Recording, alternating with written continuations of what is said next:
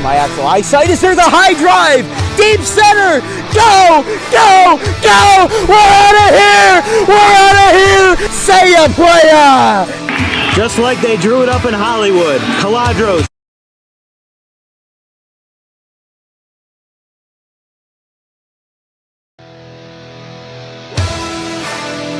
And my actual eyesight is there. The high drive, deep center, go, go, go! We're out of here! We're out of here! Say ya, playa! Just like they drew it up in Hollywood, Caladros, the 3-2. Swing and a miss! And the Audubon Green Wave have upset the Kingsway Dragons! And this is it for good! The Audubon Green Wave are back in the Final Four! A gold pile on their side! All right, ladies and gentlemen, welcome to DW Broadcasting's coverage of men's varsity. From our entire crew, we'll see you tomorrow. Have a good one, folks.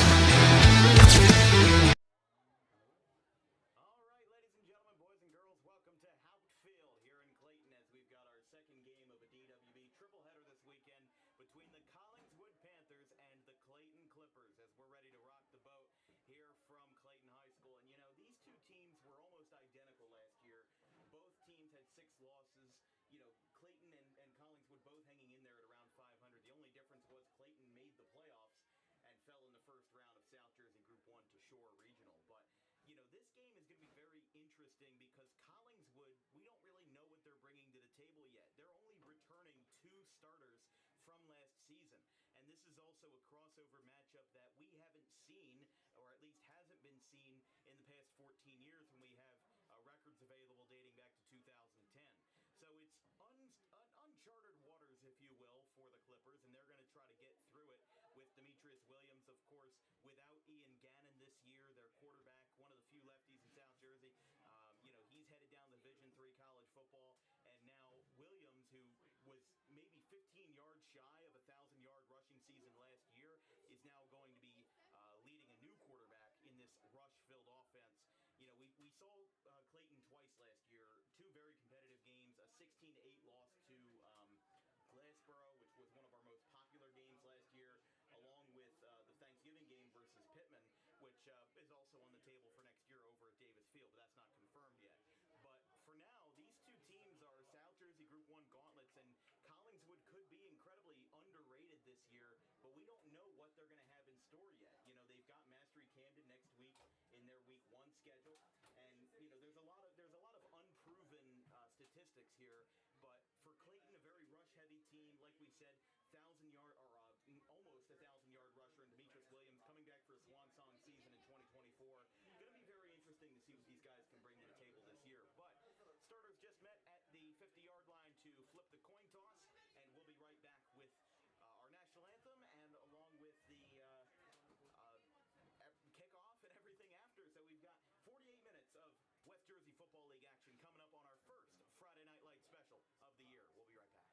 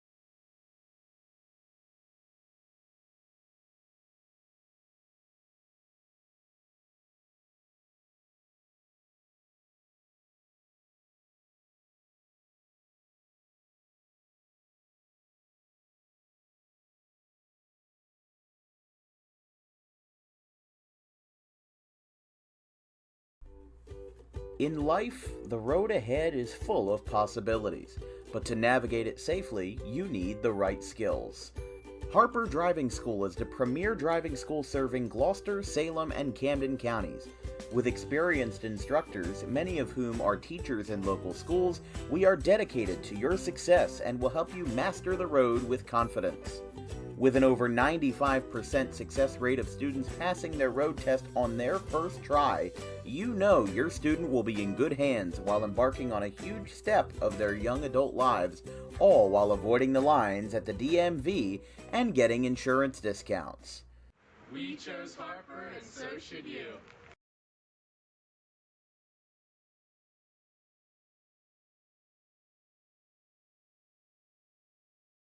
Launches one foul. Mostero's doing us a service here. Or excuse me, D'Alessandro. D'Alessandro is doing us a service here. He's letting us have this conversation by having a long at-bat. But a lot of people are still caught up in the D1 or bust mentality. Listen to this crowd. We'll talk about that later. 2 balls, 2 strikes, 1 out. Clapping it up here for the Roadrunners. 2-2. Here's a fly ball out towards center field. This one's going back, and this one is gone! 3-run homer! D'Alessandro! And it's a 1-run game at the crack of the bat. 5-4. 3-run shot to center field. Trailing towards the right center, and the cleanup man does exactly what the position orders. Cleaning up. And he does it incredibly well with a 5-4 game. He battles for 11 pitches and makes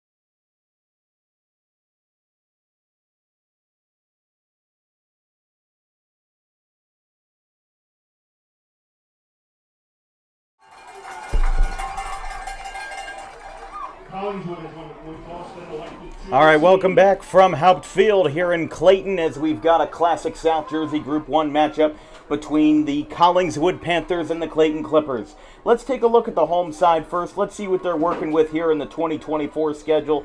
And they'll look to rock the boat this season with a bit of new competition their way. Mastery Camden follows up this Collingswood Week 0 game on the September 6th, and then they're at Haddon Township. They've got a lot of familiar faces: Gloucester Catholic, Gateway, Overbrook, Sterling, and Paulsboro, and then Pittman to close it out in the 99th annual Thanksgiving game between these two teams. We covered the 98th annual last year, but with a very calm, very nice 73 degrees here at kickoff. Collingswood will send this one away first. Clayton will receive. And the first Friday Night Lights showcase of the 2024 fall season is about to get underway. I'm Dan Wilkins here with Vincent Vogt in the booth tonight. Again, big thanks to John Chamberlain and Dan Antonelli for having us out here tonight, here on a beautiful Friday night from Gloucester County.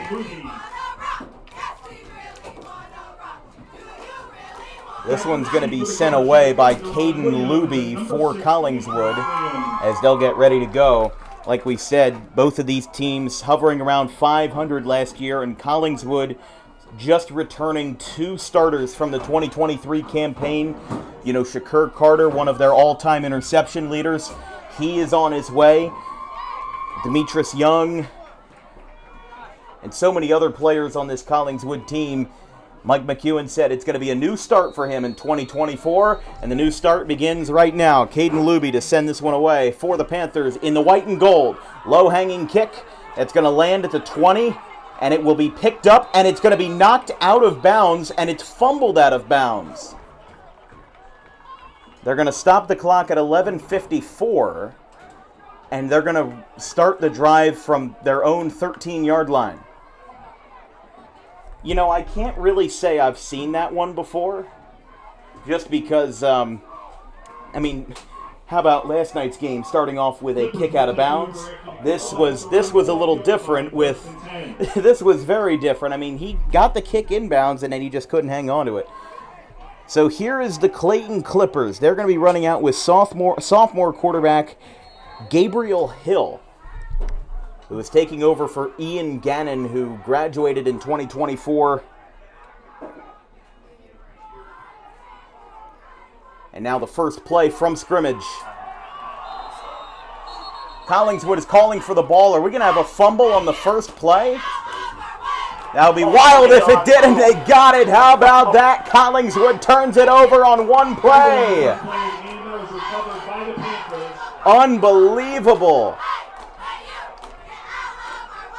What did we say last night? That's task failed successfully right there. And Collingswood, one play in, will take over. I mean, Collingswood, like we said, you know, they are building from the ground up this campaign. And, you know, like we said, they're just returning 2 starters from 2023.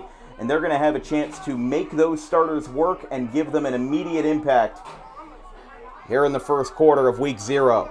This will be a handoff to the left side. And on play number 1... he'll be stopped short at about the 2-yard line. But what a phenomenal start for the Panthers.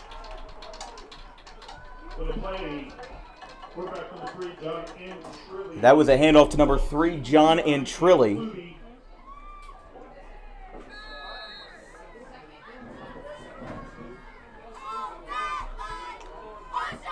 I mean, you couldn't have had a better situation handed to you. Second and goal. Second and short. From the 4-yard line. Here's a handoff again up the middle to Antrilli, and it's going to get snuffed. It'll be stopped for either a neutral gain or a loss, and it'll be 3rd down. This is deja vu of Thanksgiving all over again. When Pittman was at the line and then got stopped by Clayton's defense 6 times in a row. And you ask, well, how is it 6 times in a row? They turned it over on downs, they fumbled, got it back, and then failed twice in a row again before Pittman finally punched it through in the end zone. So, I mean, what a crazy turn of events to start this game. So they did get the 2 yards they needed to get the 1st and goal, and now they've got a goal line stand here from the 2. Hand off to the right side to number 25, Terrence Goffney. That'll be short. Number 25, Terrence Goffney. Probably about neutral gain there. He was tackled immediately by number 54, Marcus Fowler. Tackle made by Marcus Fowler, the senior. That'll be 2nd down and goal from the 3.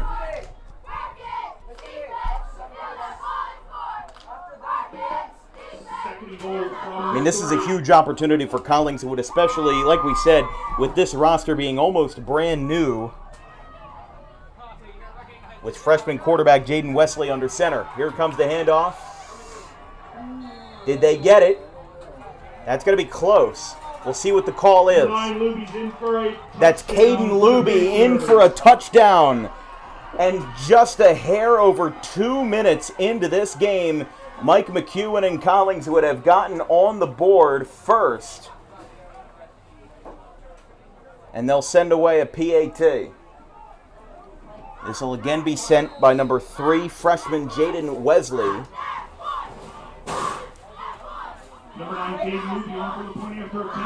Actually, no, I'm sorry. That is number 9, Caden Luby. And it's going to be no good. Wide left. So, phenomenal start for Collingswood. And despite them getting the touchdown, the TD does fail. And it is 6-0 Panthers. And that is number 3, Jaden Wesley.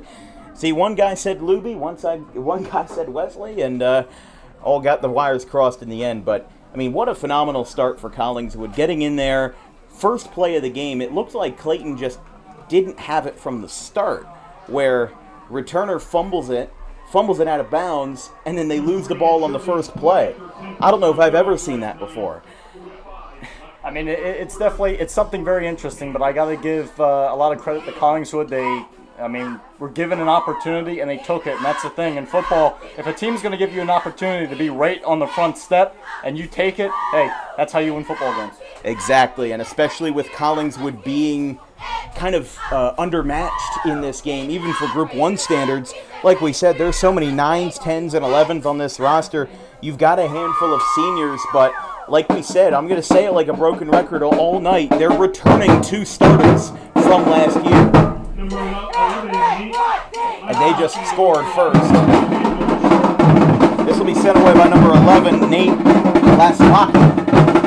Low-hanging kick that goes out towards the 25, picked up by number 3, Deron Williams, who's got to run. He's going to get to the 40, and he's going to get knocked out of bounds just past the 40 at the 42.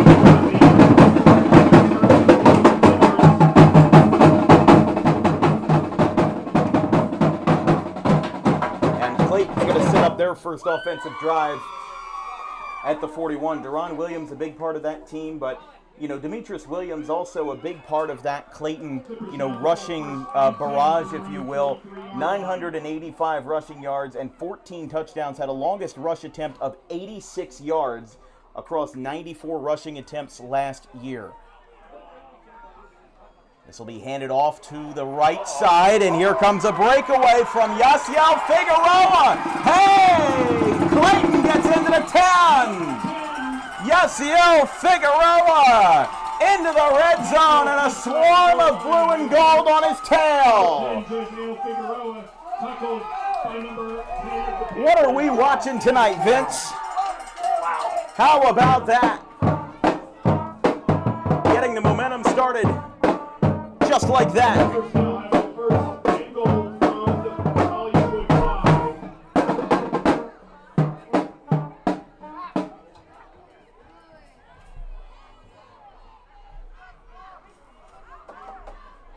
I mean, that's a dream start for Clayton right there. I think they were ready to shut me up really quickly. I mean, they were like, hey, we gave up a score. Let's get it back. Figueroa. What a night there. And now a handoff to the right side. That'll be stopped at around the 6-yard line, taken by number 6, Demetrius Williams, who changes numbers from 2 to 6 this senior season. Number 2 now taken by utilityman Haven Walls. 6, Demetrius Williams on the carry for Clippers. Picked up a yard on that carry. It's second and goal from the 4. Second and goal from the 5. I mean, they could not have asked for a better start to this first drive. But this is pretty much what we said about Kip and Gateway last night, was sometimes you have week 0 jitters, and I think both of these coaches are frustrated about defense, but they could be ecstatic about offense at the same time. We could have just a high-scoring gauntlet tonight. We've had a couple high-scoring games last year. Riverside fell to Pennsgrove 51-22, and this will be punched into the end zone. 2 TDs in 4 minutes, and the Clippers drive it home from Demetrius Williams with his 15th high school rushing touchdown, and this one is just a 4-yard poker, and it's 6-6 all tied up. And they will send out the special teams unit to try to equalize this one. Excuse us while we deal with the camera here. So here is Tala Yagmerkaya on for the PAT, looking to break the stalemate. Holding is Mikhail Robinson. That is blocked, and now he's got to take it himself. He gets nowhere, and we have a stalemate. It's 6-6. 3 minutes and 59 seconds in, and we've got a player down on the Collingswood side. So in all of that mess, we've got a player in the white and gold down. So it's a 6-6 game, 3 minutes and 59 seconds in. And, man, what a start. I mean, Clayton, heck of a start by them. The kickoff return went to their own 40. And then one play later, what does, Demetrius Williams do? He goes right up to the goal line. I mean, these guys are loving the end zone right now. And it's going to be a while, I think, before this game slows down. But we've also seen the jitters a little bit. It's the first offensive drive for both teams. Do you think things slow down in the second drive. Yeah, I mean, when you first start a game, especially obviously in week 1 here, you're going to find that it's going to happen. But, I mean, again, now I have to go to the other side. I have to go and speak good about Clayton. I mean, what they did here against Collingswood was not letting them get the momentum, right? Not letting this game carry off in the wrong direction, especially not a good way to start. You don't want to start your season like that, and I think Clayton did an absolutely, incredible job. One play got you all the way down there, and then you punched it right home. Now, fortunately, you didn't get the extra point, but it's tied. Now the momentum's even. It's like a 0-0 game. We start all over again. Exactly, and I think the mistakes made on both teams can now kind of be equalized a little bit. You know, we can say, okay, both of us made mistakes. Now we can rebound from it and have a better, more fluid drive here on out. But I'm also not going to complain if we see a high-scoring slugfest all night. I mean, that's what the people like to see. You know, they like to see some high-flying action. But if Demetrius Williams can keep that momentum up, that'll always be a good thing. Now, the unfortunate thing is that there still is that Collingswood player on the far sideline who is, that is number, I think that's 16. That is Lino Battaloni, who is getting up and walking off under his own power. Hopefully everything is okay with Lino. Also a member of the Collingswood wrestling and baseball teams, a 3-sport athlete. Go to the far sideline. What's that? Oh, that is number 9, Caden Luby. That is Luby. And Luby was one of those 2 returning starters for Collingswood from the 23 season.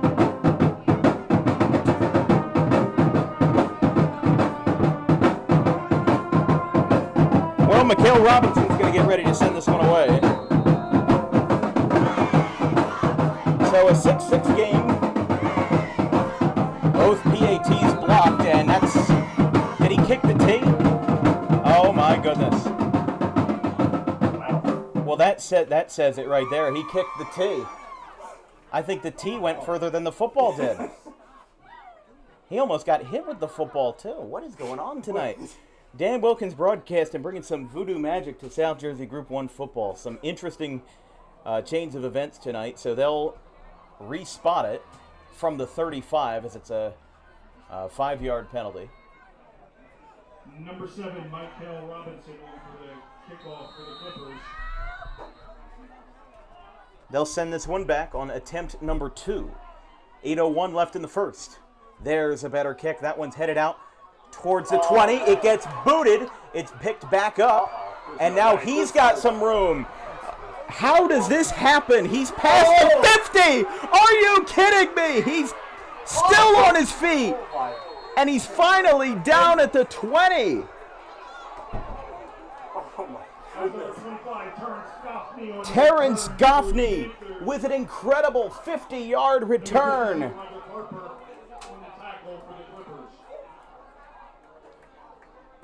I don't think I've ever seen a football game begin like this. Talk about ripping off the Band-Aid. He bobbles the football at his own 20, picks it back up. The Deshaun Jackson return. Oh, yeah, Deshaun Jackson. Except he went all the way. Well, we were talking last night about DJ Bink with Gateway and the fact that he was kind of like their Devin Hester, where he was a kickoff specialist and was able to have these crazy returns. I remember in the first half of last night's game, Gateway's average start of their possessions was at the 37-yard line, and that was the opposing 37-yard line. It's going to be a false start on the offense, and that'll knock them back 5 yards, but Collingswood still in a prime position and just outside of the red zone.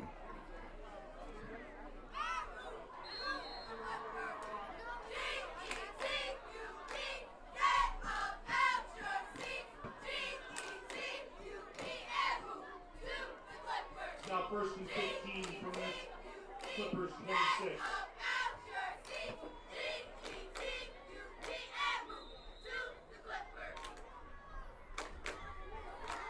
By the way, from the Battle of the Beach, Winslow leads Montclair 21-0. And Collingswood is going to call a timeout. Timeout on the field called by the Panthers, their first of the half. So just an out-of-town score update. Number 8, Winslow leads Montclair 21-0 in the 4th inning. The game is delayed due to an on-field altercation. 2 players from both teams have been ejected. If at any point of the season one more player is ejected, then they are automatically disqualified from the state playoffs. And considering Winslow is a top 10 team in the state, that is not what you want to see for any reason. But let's take a look at what Collingswood is working with, in their schedule this year with Mike McEwen, and they are going to try to, they're going to try to make things work the best they can, considering they've got a lot smaller of a schedule this year. You got to remember, Collingswood played Cinnaminson, PVI last year, some larger schools, and Deptford as well, which is in Group 3. But Overbrook, West Deptford, Paulsboro, with them being moved around in the division, Camden Catholic and Pennsville close out their campaign with 4 home games. Going to be pretty good for Collingswood, in my opinion, but I could see them hanging as well around 500, even with this team being restructured and kind of gutted from the inside out.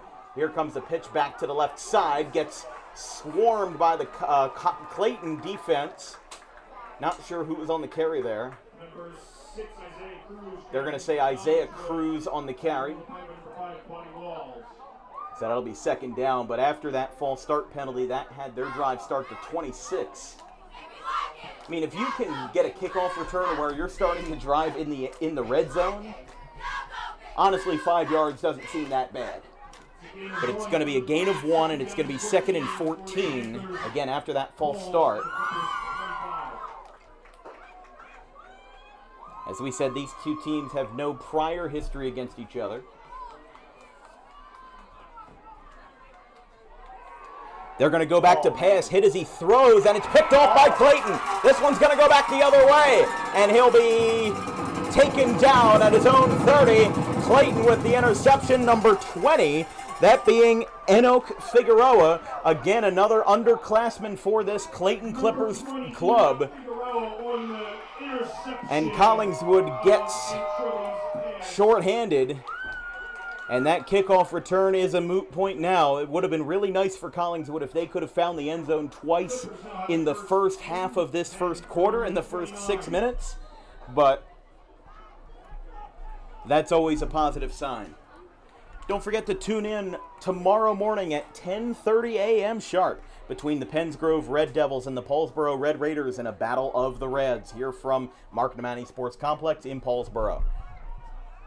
This one's going to be pitched back to Williams. He's got room. And it feels like a merry-go-round back and forth here in Hauptfield. As this one will be taken in by Williams, it will be enough to move the chains. A gain of 12 lines them up at the 41. And we had some concerns about rain today. And as the famous line goes, why won't you go into the rain and play? But these guys didn't have to worry about rain tonight. Nice and cloudy, but 73 degrees here from Clayton at Hauptfield. As a spin move, handoff to the left side, Jalen Rodriguez comes up short on that one, and that'll be 3rd and long.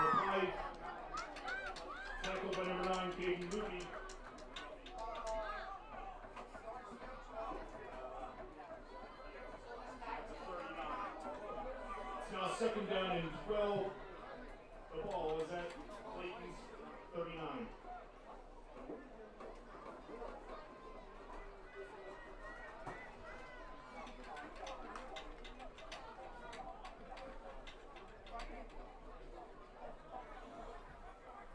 At their own 39, they took a loss on that play. It'll be 2nd and 12.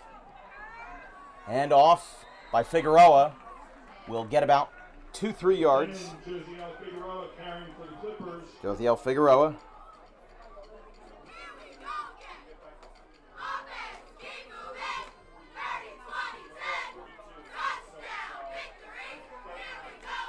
That was a 3-yard carry by Figueroa. It stayed down to 9. Ball is at the Clippers 32.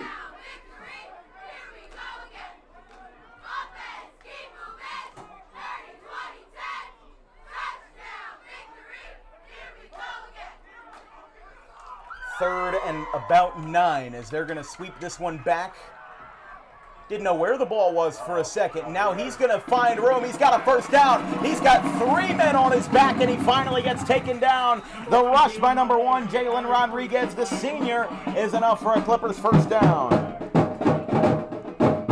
I don't know if it's... I mean, I'm not the kind of person who can say whether this game is full of bad defense or good offense, but I'm leaning towards good offense right now. Because some of these guys are making good tackles, but... You know, there's been some bad defensive highlights so far, but you know, part of me wants to say we're 5.5 minutes left in the first quarter. We're barely scratching the surface of this game, but yet here we are, and that first down will be negated as it is a holding call against the Clippers. That'll knock them back 10. That's the last thing you want. That's kind of a what's it called? That's a gut punch. Doesn't help your momentum at all. After the 10-yard holding penalty, it's now 3rd and 19. Ball is at the Clippers. Not going to be easy for them. If it was first down and they had that holding penalty, maybe you have a little more room to fix it. But I don't know.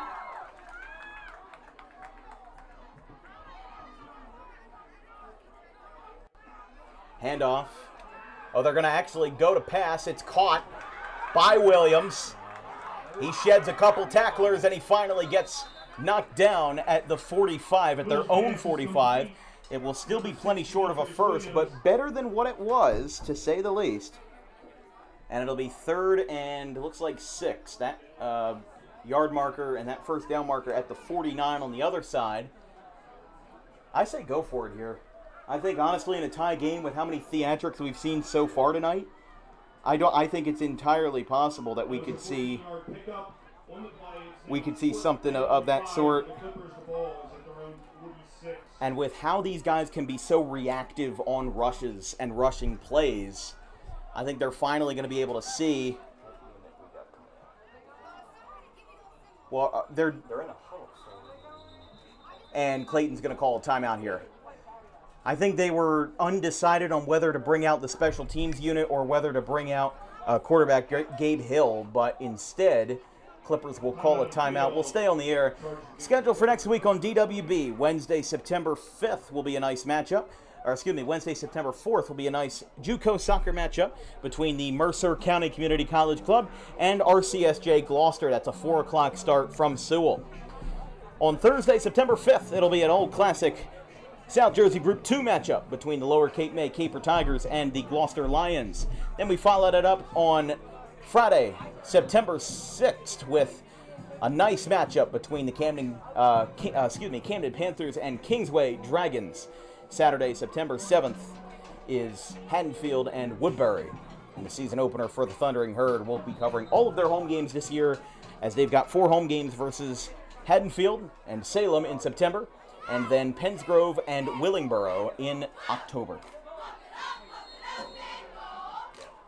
4th and 5, they will bring out the punt crew, led with punter number 7, Mikhail Robinson.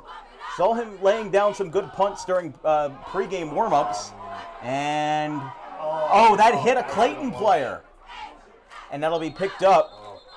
That punt almost went backwards. I mean, not much you can do there. I mean, there's obviously, there's just things that can't be avoided, and sometimes the special teams unit in South Jersey Group 1, sometimes you don't have the resources for it. But I mean, hey, I'll give Robinson his props. He was laying down some really good punts, laying them inside the 10 and the 5 in pregame warm-ups. But, you know, we were talking to Mike McCune before the game, and he basically said that he expects this year to be a rebuild year. He didn't, he said, yes, I still have confidence in my team, but he said, you don't have to look at the numbers to see that we're very different from years prior. Like we said, 2 returning seniors from last year. Here's a handoff to number 25, Goffney, and a flag in behind the line of scrimmage. 25, Goffney on the carry. But we do have a flag behind the line of scrimmage.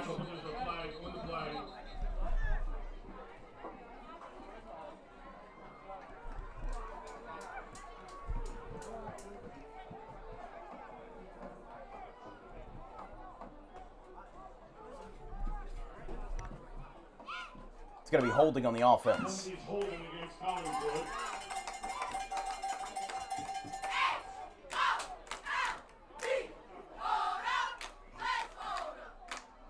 6-6 with 4:56 left in the first quarter. This broadcast is brought to you by our good friends over at Garden State Pet Center. Visit today to get the #1 most organic food products for your pet in South Jersey, along with toys, cages, accessories, and more. Visit 7 days a week at 226 South White Horse Pike in Audubon. And also, if you're a small business owner interested in getting in the advertising game on Dan Wilkins Broadcasting, send us an email today at thedanwilkinsshow@gmail.com. That info is also available in the description of this YouTube video. Commercial packages start for as low as $250 for 6 months. Big hit at the 50. Handoff was by number 6, Isaiah Cruz. Or, excuse me, Goffney on the carry there. But Figueroa, who has been a big hero in this game, who, of course, that's going to have some room for Collingswood, and he'll get taken down at the 30. A big hit.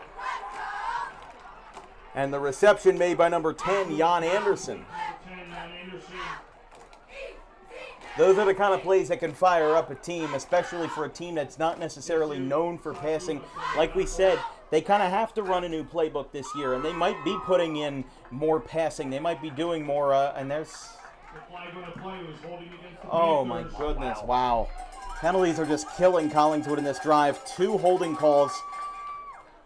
It's like what we said last night. 1 step forward, 2 steps back. And, you know, for these guys, Collingswood, a very passionate team. A very, yeah, that just kills them right there. So look at this. I mean, this is on their own 40. The first down marker is at the 34. Yeah, that's going to be 2nd and 28. That's not ideal anymore, and we'll call it 3rd and a country mile.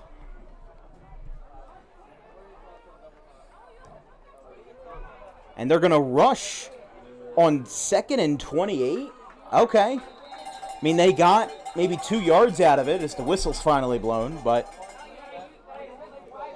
I guess on 3rd down now you can kind of put your eggs in one basket and air it out, but I mean, you don't want to get a pick. The last thing you want to do right now is get a pick, because that's what happened in the last possession. Exactly. That's so you got to be careful with this. You have to be smart. You can't just be lobbing footballs and hoping for the best that your offense comes down with the ball. So you got to be smart. You can't just be lobbing footballs. Especially with the young quarterback Wesley, you know, this is not going to be easy for them. But to be fair, when he threw that interception, he was getting hit as he threw. So, you know, maybe that play would have been a bit better off. But they're right in front of us here, and they're going to call delay a game on Collingswood. There's another one that'll knock them back to 3rd and 29. I mean, Clayton's got them backed up against the wall right now. I mean, they were at such a high, and now at such a low that you're like, well, what are we going to do here? We don't know what we're doing. Loss of 5 on that penalty. It's now 3rd and 29 from... And we thought Clayton was getting roughed up with penalty calls in their second offensive drive. That's 3 penalties. What did we say? 1 step forward, 2 steps back. And now a handoff to the right side for Collingswood. He's going to get room. He's going to get within 10 yards. He's going to get within 5 yards. I don't think they converted, but Collingswood is certainly a happy sideline. Even if they didn't convert, they're mighty close. You're going for that. That's crazy. That's honestly insane. They're going to say 4th and short. It'll be 4th and about 2, but guess what? That is a miles better situation than what you just had. Excellent run by Cruz. Now 4th and 1 for the Panthers. It's going to be 4th and 1. From the Clippers 34. From the 34. Watch this. Handoff. Did they get this? I think they're going to be stopped here. That's going to be close from our angle. They're not exactly right in front of us. Clayton wants it to go the other way. Williams not happy on the bottom of your screen, which makes me think that they might move this up.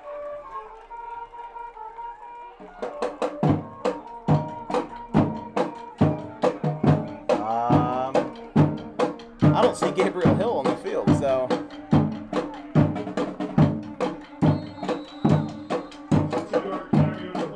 They got it. Wow. If you told me they would have converted a 3rd and 29, I would have called you crazy. But here we are. Collingswood indirectly converts on a 3rd and 29. And they'll get a new set of chains at the 32 after the rush and a big hit. And he is taken down by number 11, Rodney Robinson. And time's going to be called here. And it's going to be holding on Collingswood. Oh my goodness. How do you do that? 4 times in the same drive? I mean, props to them. They are showing that they can take 10, 20 shots and still be productive. Because they can take any penalty in the world and then they still get another chance. I don't know if I've ever seen anything like this before. I mean, I've seen penalties galore. We saw it last night, and we're going to see it tomorrow, too. It's the week 0 jitters. You see it all the time. But for the record, we are still 2 minutes and 20 seconds left in this first quarter, and this game has been going on for 34 minutes. A 34-minute first quarter. For reference, the first quarter last night took 16 minutes. Not a lot of stoppage in play. But both teams have called a timeout. There's been about a penalty every 10 seconds. Like we said, 34 minutes in this first quarter. I don't know if I've ever seen anything like that before since you might remember Palmyra Gloucester Catholic. Yeah. The 3-hour, 32-minute game. Here comes the handoff. Where's the whistle here? There's still no whistle. Finally, as a swarm of guys hop on this Collingswood player, Caden Luby, and he'll hop right back up. He'll get a loss on the play. Actually, no, he'll get a gain, but still not within 10 yards of the first.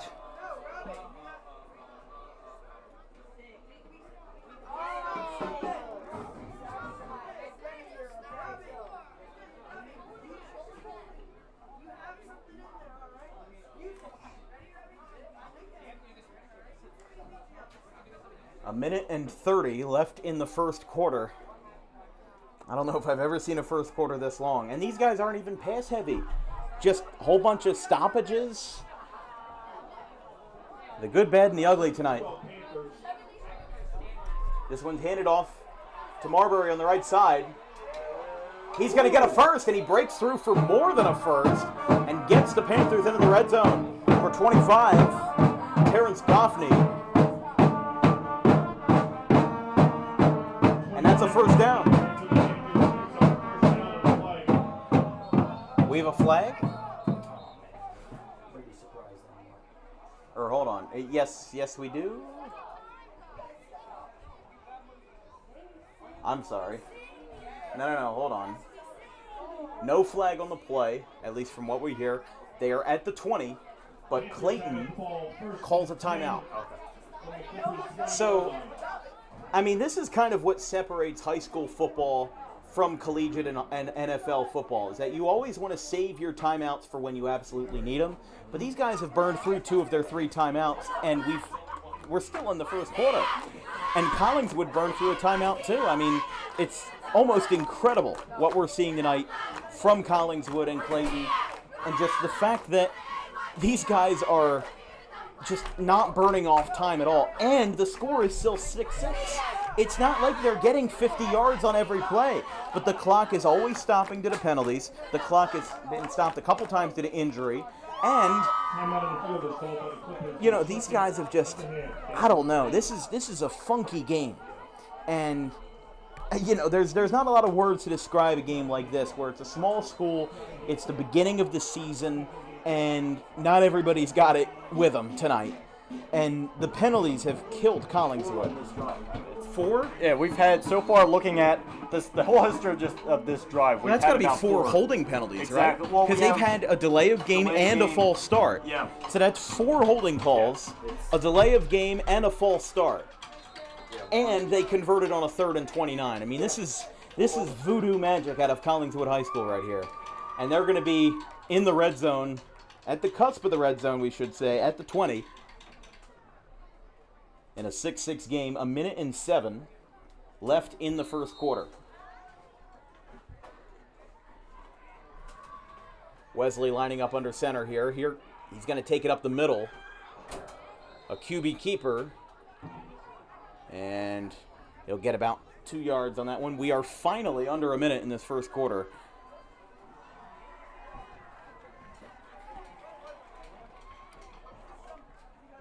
I think my grandchildren will be alive for the fourth quarter of this one.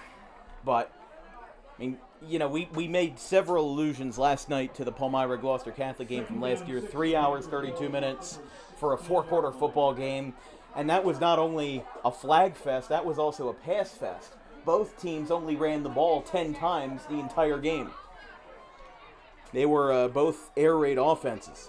Here's a handoff to Goffney. That's going to get stopped, and a big late tackle with Goffney on that one. We've got 8 seconds left. They're going to let this one fly, and they're going to let this one slide away as at the end of the first quarter, hallelujah, it is 6-6, but wouldn't you believe it, a 39-minute first quarter here from Haupt Field as 2 early touchdowns get the offense in motion, but nothing more. We'll be right back here from Clayton High right after this.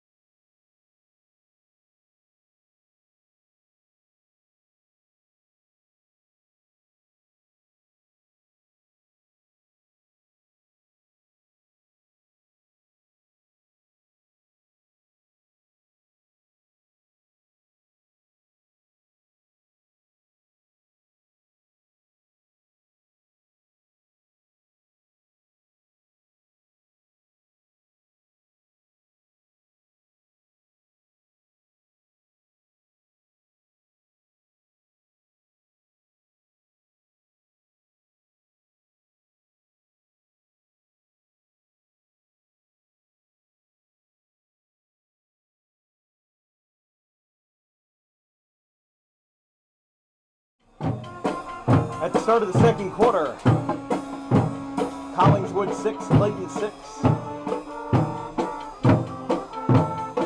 Handoff up the middle, goes nowhere.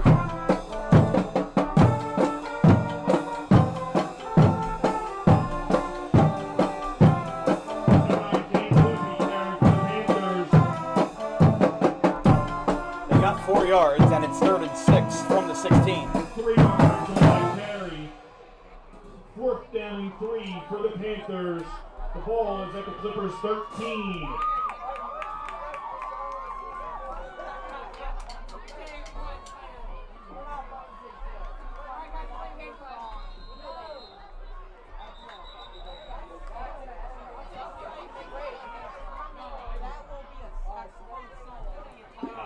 Oh, timeout's going to be called. Who called it, though? I didn't see the signal from the ref. We'll have to see. 11:20 left in the first half. It was on Clayton. He was smoking that time, but again, I can't see it. I didn't see the signal. Yeah, I didn't see it either.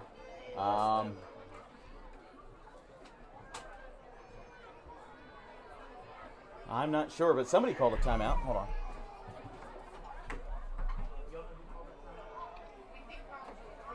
Okay, yeah, I don't know.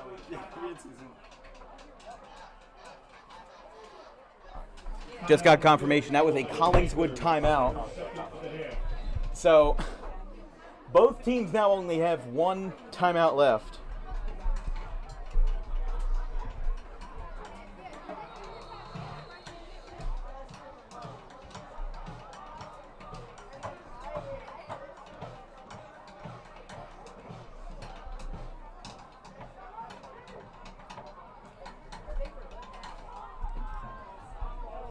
So Wesley again lining up under center. They're going to make a couple of changes here. Go for the second play of the quarter. Collingswood sends Cruz in motion. They pitch it back to Luby, who finds room, and he will find the end zone. Touchdown, Collingswood. They start the first with a touchdown, and they start the second with a score. It is 12-6. That was a great way to use a timeout effectively. They knew exactly what they were going to do. They knew how to fool the defense. You could see that Collingswood was always moving. They were always shifting guys around, and it kind of kept Clayton on its toes. Like the left guard moved to the right side. You had, two men in motion.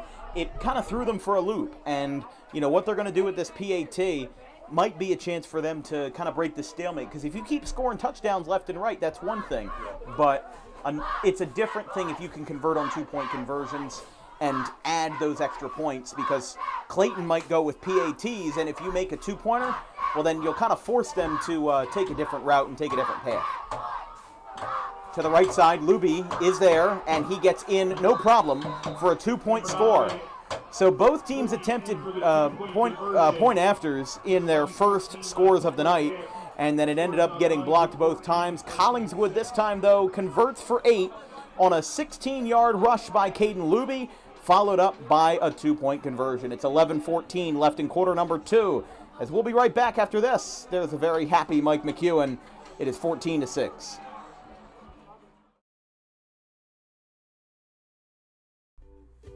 In life, the road ahead is full of possibilities, but to navigate it safely, you need the right skills. Harper Driving School is the premier driving school serving Gloucester, Salem, and Camden counties.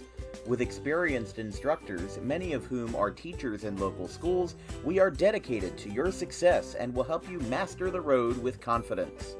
With an over 95% success rate of students passing their road test on their first try, you know your student will be in good hands while embarking on a huge step of their young adult lives, all while avoiding the lines at the DMV and getting insurance discounts.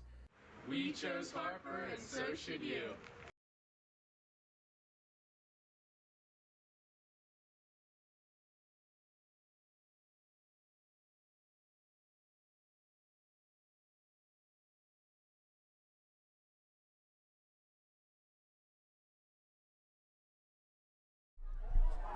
Back here from Houpt Field, this broadcast is brought to you by our good friends over at Harper Driving School. Over 95% of students pass their first New Jersey state driving test with Harper on the first attempt. If you like those odds, book an appointment today at Suite 4 of the Total Turf Complex in Pittman.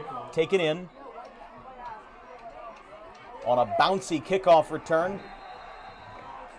There's a lot of rumbling on the Collingswood side. Did they get something there? But no, that was just a big hit, and there's a reaction from the Cols Crazies.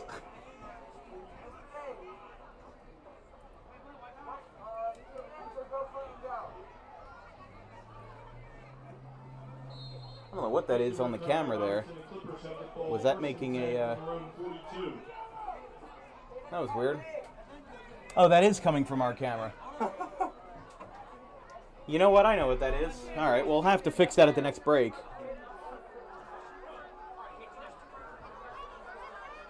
The flash is on auto. That's what it is. Luckily, we can fix that in the menu. There we go. Fix that. Didn't want anybody getting blinded. Hand off to the left side. And a big Big hit across the 50 from Rodriguez as he'll get to the 45.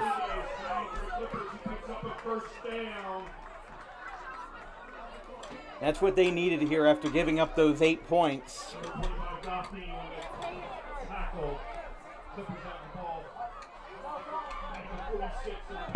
10:50 left in the first half.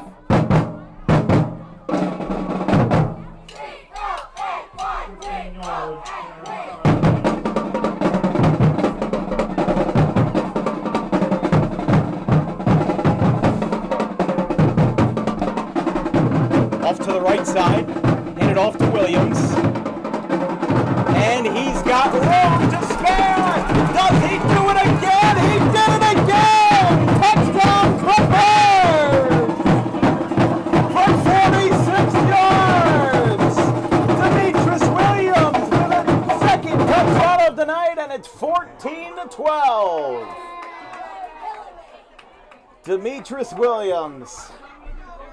Like we said, I mean, he rushed for 985 as a junior, and now I think he might be well on his way. I mean, it's still very early, and things can happen out of his control, but I think you could be watching a 1,000-yard rushing season right here for the Clippers.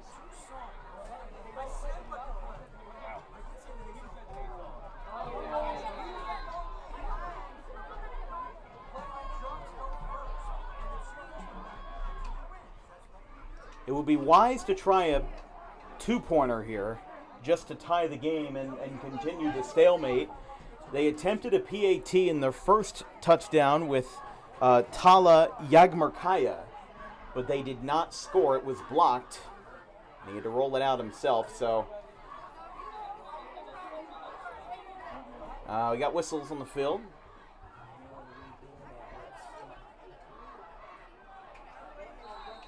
One timeout on each side, 10:25 left in the first half, and Clayton will go for two to try to tie this game back up. That's going to get picked by Collingswood, and it goes nowhere. So they get the interception on the two-point conversion, and Clayton, that could be a big consequence if they don't get this party started on the two-point conversion, because now Collingswood can make it a two-possession game. Even with anything as simple as a field goal, they can make it a 9-point game, and that would be pretty difficult, especially for Clayton. You know, we don't know how this momentum is going to shift in the second half. We don't know how it's going to shift for the rest of the second quarter. But Clayton does get a touchdown, 46-yard rush from Demetrius Williams, his second of the night, and it's 14-12. Collingswood. We'll take a quick break, and we'll be right back. Collingswood up by 2.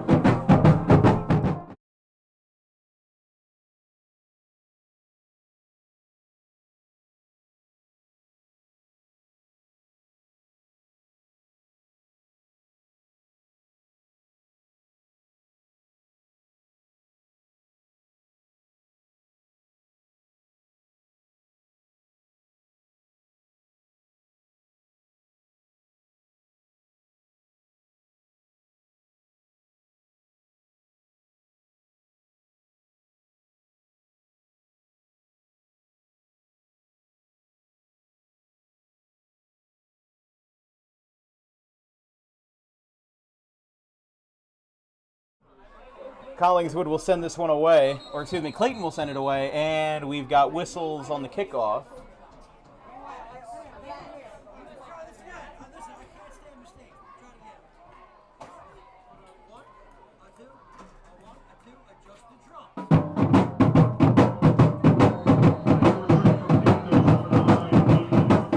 So they'll redo this kick.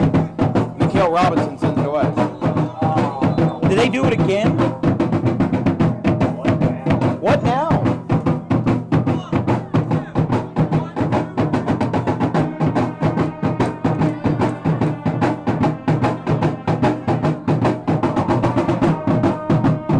They gonna get knocked back 5 yards?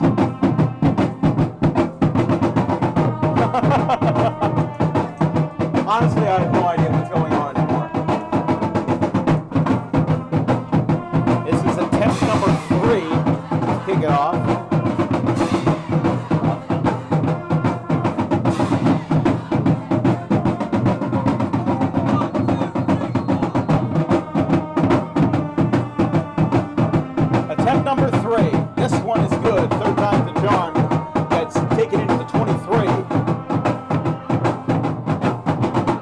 Gaffney's got room, and he'll get taken down right around the 47.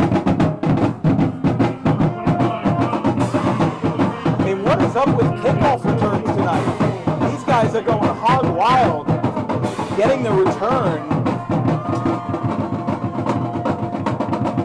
And Collingswood again is going to set themselves up in prime position past the 50.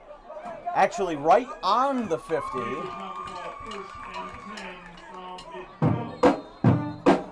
And that's where they'll line it up for their next possession of the night.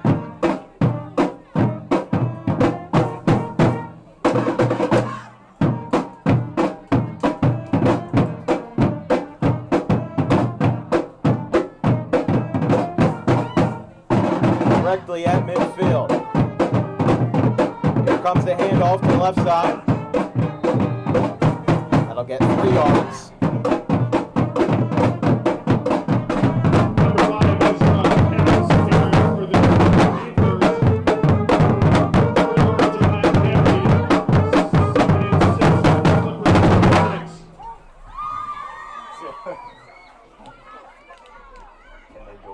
We are right in front of the percussion section. I mean, props to those guys, though. I mean, there's a big difference between, you know, the drumming that you do, Vince, and the marching band drumming. You can't exactly do a Neil Peart solo in a marching band. That's not how it works. Handoff gets taken down immediately by number 54, Marcus Fowler. We've mentioned him a couple times tonight. He's been a menace on the D-line. But Clayton, led by John Chamberlain and a plethora of assistant coaches. Collingswood led by Mike McCune, along with a plethora of assistant coaches. As we said, Collingswood 4-6 last year. Clayton 5-6 on the campaign. 9:01 left in the half. Don't forget to stay tuned for the Harper Driving School halftime show, as a timeout is called by Collingswood. They burn their last. I mean, I guess you want to save them for the second half, but you don't. You can kind of use them a little sparingly here in this first half. But, I mean, your thoughts on this first half so far with how wild it's been? I mean, it's kind of been a game so far of cat and mouse. I mean, you have a team that they start off, it looks like all the momentum is going their way. I mean, then, of course, you had the one drive where Collingswood had 4 penalties on the same drive. It looked like it wasn't going anywhere until Collingswood just kept on pushing. They would not go away. And therefore, now you have the score that you have. Collingswood was able to convert 2 points. Clayton was not. So now it's one of those situations where Collingswood was able to convert.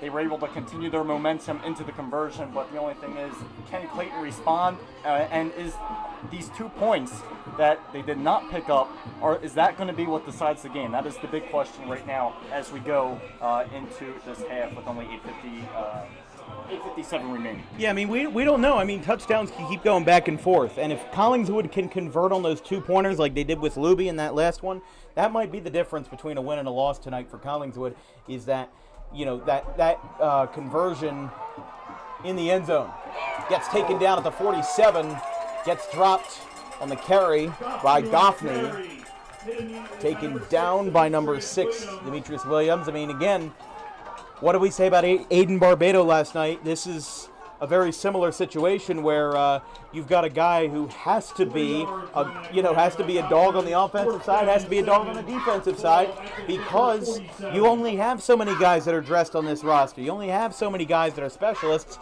so sometimes you have to be a specialist in everything. I know that sounds kind of backwards, but he's a jack of all trades. That's exactly what a lot of these Group 1 players are. They play both sides of the ball. They are on the field for almost all of the 48 minutes that they play. And those are the kind of players that when they capitalize, it's a great thing. Collingswood will punt. They almost got blocked. Got a little bit of shoving on the punt return. And they're going to let the whistle fly at the 30, at Clayton's own 30. So they'll have a little bit of work to do. Not the best return since they got no return, but definitely a cleaner punt that time from the Collingswood side. And Clippers will take over with 7:56 left in the first half. Remember, don't forget, 10:30 a.m. tomorrow, at Mark Nemani Sports Complex in Paulsboro. It's the Battle of the Reds. It's Penns Grove Red Devils and the Paulsboro Red Raiders, and more South Jersey Group 1 action from Paulsboro High School tomorrow morning.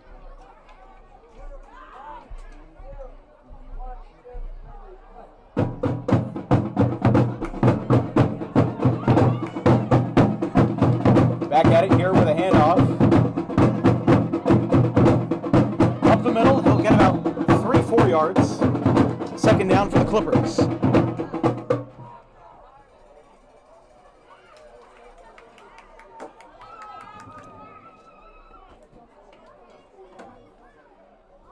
They will spot the ball at the 34. And it'll be 2nd and 6. Second down and 6 for the Clippers. The ball is at their own 34. But definitely a huge part of this drive, now that they forced Collingswood into a 3-and-out, is getting a touchdown before the half. I mean, we've seen some drives that can really drain the clock. And with not a lot of timeouts remaining on either side, there's only one timeout combined, and Clayton has it. That's a handoff that gets to the 40. But we'll see. That's going to be close to see if it's a first down. At worst, it's 3rd and short.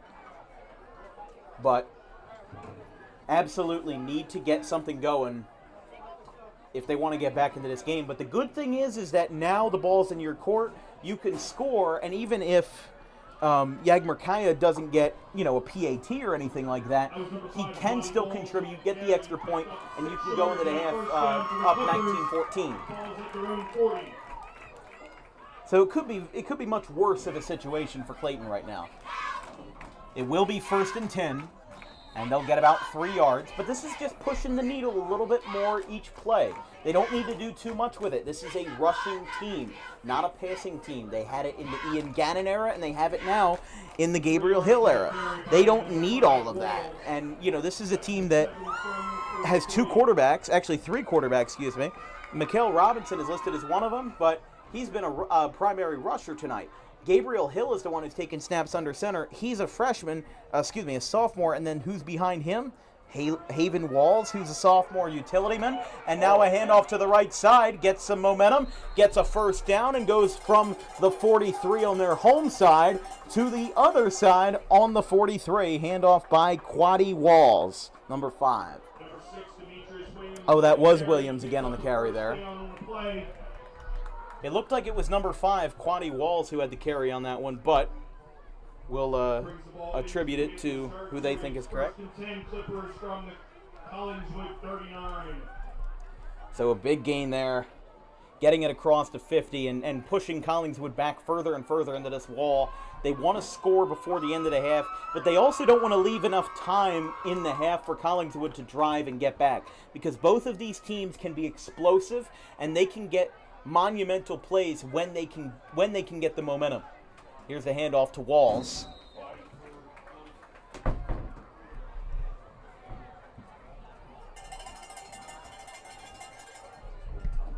Yeah, got a little wind tunnel, but that's how it is.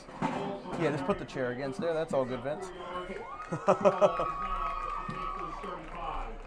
So that'll be a 4-yard gain. 5 minutes left in the first half.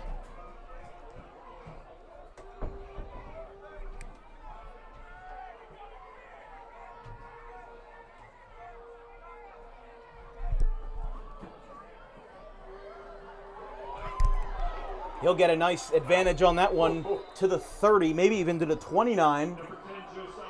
Should be good for a first, but we'll have to see.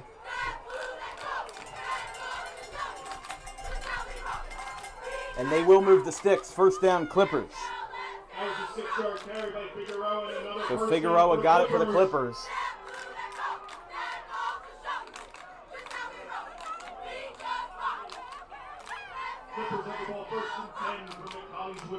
So 1st and 10 from the 28. 4 minutes and 20 seconds left in this first half. I got a good feeling Clayton can punch one into the end zone, but as we've seen all throughout this season, it is not at all a guarantee. They're going to slide this one to the left. Got a big loss there for Collingswood on the defensive side. The handoff to Rodriguez falls short.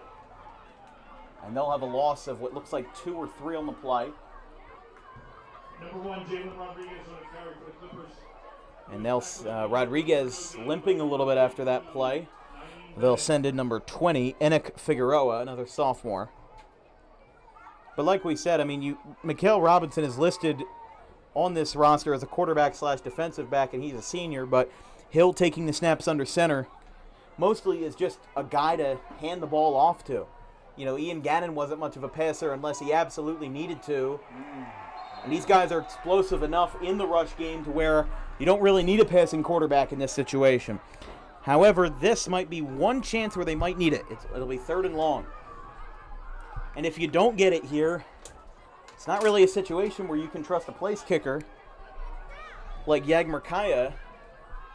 1 yard loss. You'd really want a chip shot in this kind of situation. Play is now 3rd down and 11 for the Clippers. The ball is at the Panthers 29.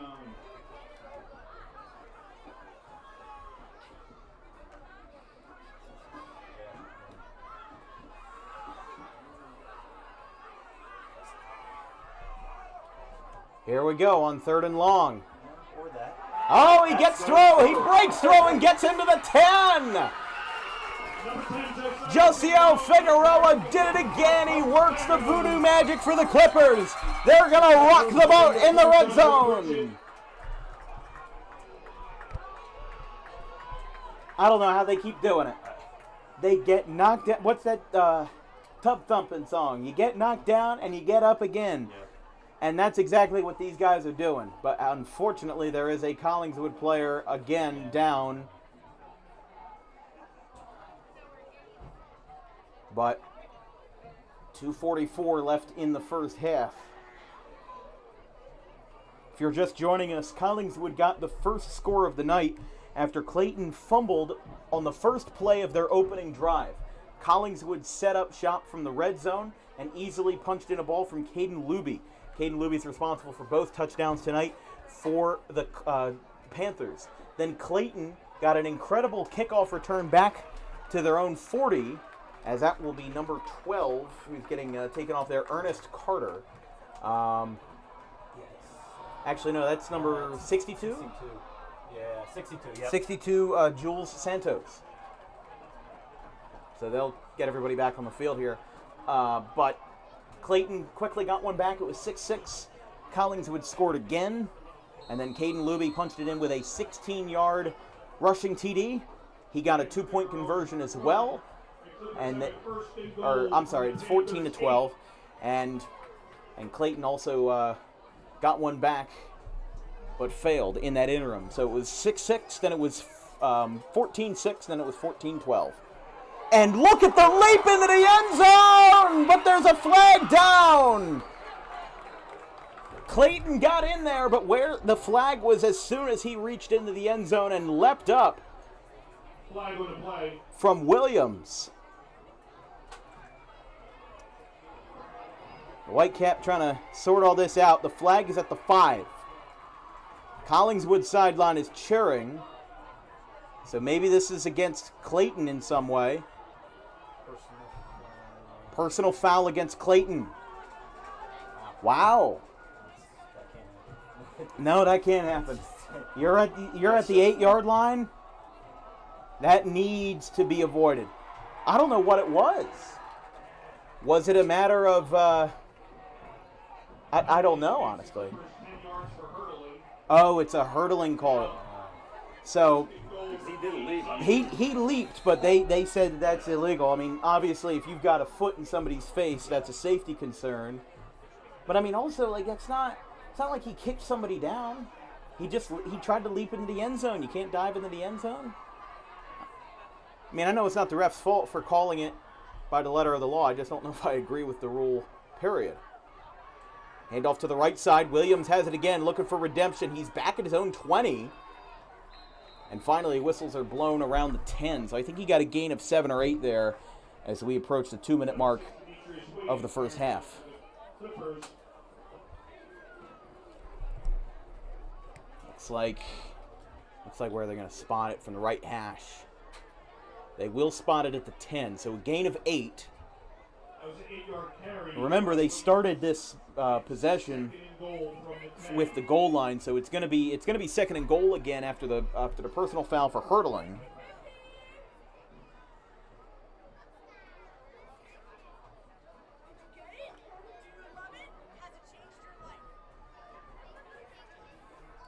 They'll set up shop again from the opposing 10. This will go to the left side from the... He kind of got pushed forward there, Haven Walls.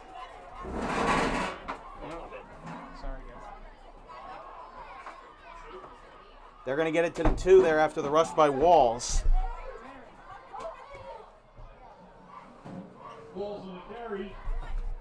So Haven Walls, the sophomore utility man, he's literally listed on the roster as QB/defensive end/athlete. I mean, Clayton's got their own Taysom Hill. All right. 42 seconds left. On the 3-yard line on 3rd and goal, looking to get the lead back. They're at the goal line. He gets shoved. It's going to be short again.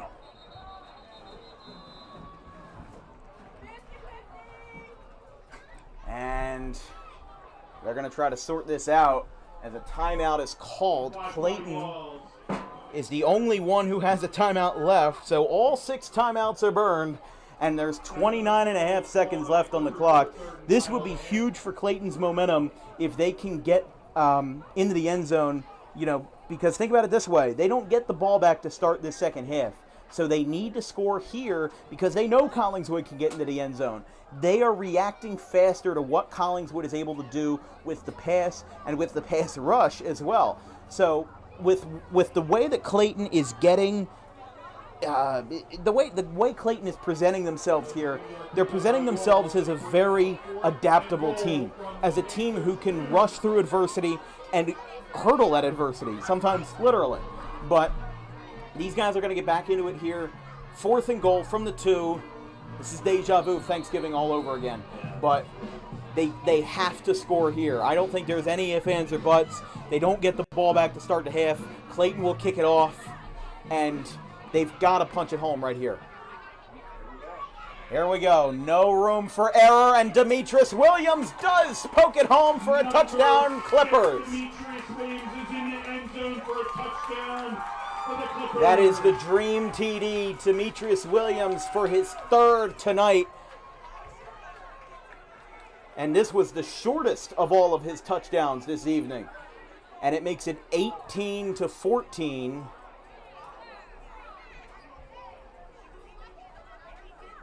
As now with 26 seconds left, they will go for the PAT and make this a 5-point game. It's safer. It's much safer with Yagmerkaya here. His last PAT was blocked. They went for a 2-point in their last attempt, and that also was squandered. So they're 0 for 2 on PATs. This time, he got blocked again.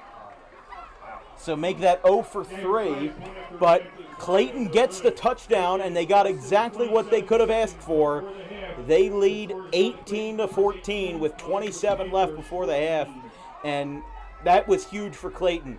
I mean, like I said, it sounds really obvious, but it goes without saying. If they don't score there, I think they were kind of screwed to start the second half. They needed that to happen there. They needed the touchdown to happen. Williams was their best guy.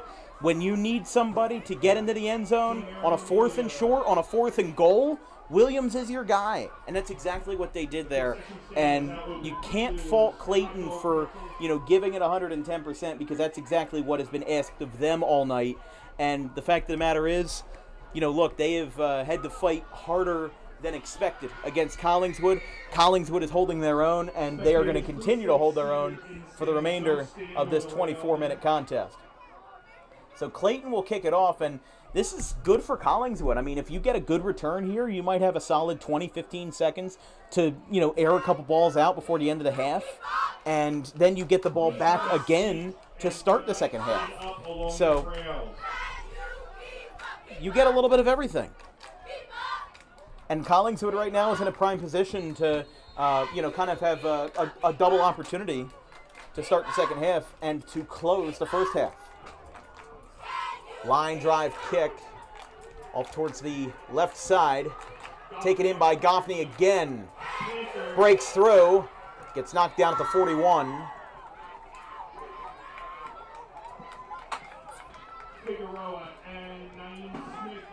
So a handful of fellas on the tackle there. They'll get the tackle through with 19.7 left in the first half.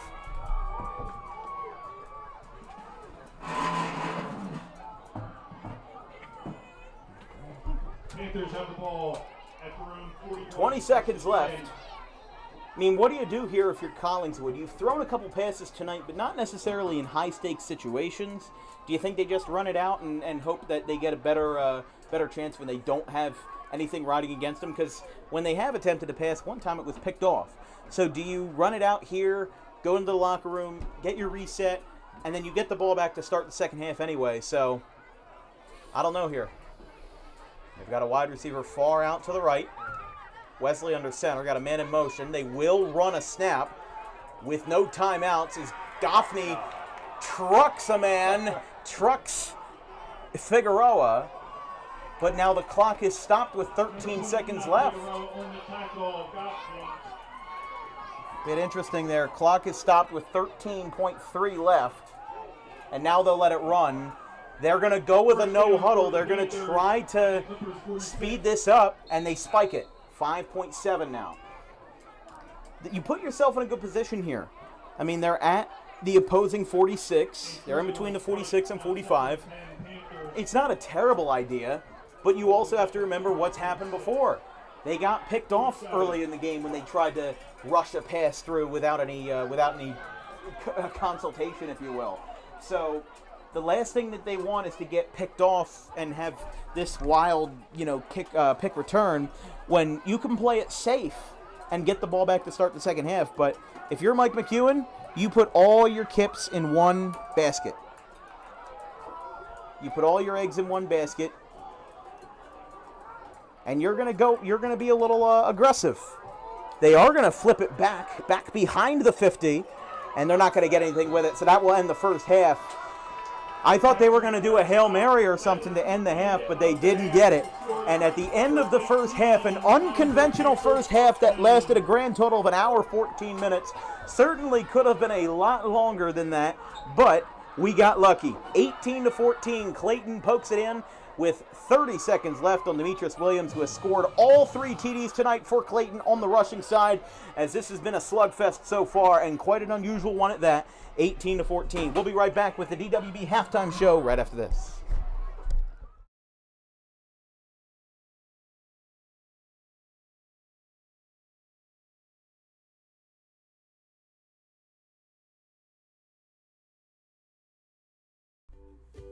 In life, the road ahead is full of possibilities, but to navigate it safely, you need the right skills. Harper Driving School is the premier driving school serving Gloucester, Salem, and Camden counties. With experienced instructors, many of whom are teachers in local schools, we are dedicated to your success and will help you master the road with confidence. With an over 95% success rate of students passing their road test on their first try, you know your student will be in good hands while embarking on a huge step of their young adult lives, all while avoiding the lines at the DMV and getting insurance discounts. We chose Harper, and so should you.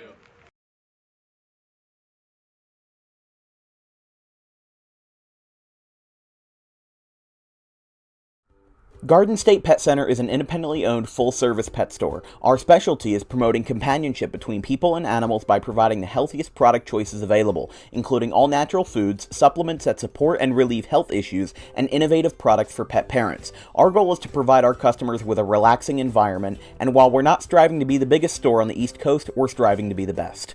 No other pet store will make you feel at home like we do. At Garden State Pet Center, we view pets as members of the family. We don't believe in fast, high-pressure sales, but instead matching up the right pet with the right owners, as you are making a lifelong commitment. Together with our team members, we would like your visit to our store to be both enjoyable and educational. Simply drop in and take a look around. View the birds, reptiles, small animals, toys, food, cages, and miscellaneous items. Learn of the services we have to offer and decide for yourself if this is the store you'd like to call your home away from home. Victor Santucci, owner of Garden State Pet Center. Visit us today at 226 South Whitehorse Pike in Audubon, New Jersey. We're open 7 days a week for all of your pets' needs.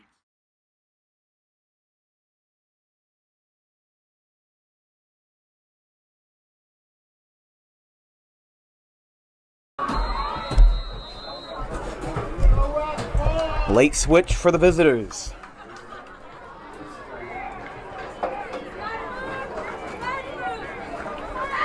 Again, inside their 5. Oh, they're going to pitch this one back for the flea flicker. Touchdown, West.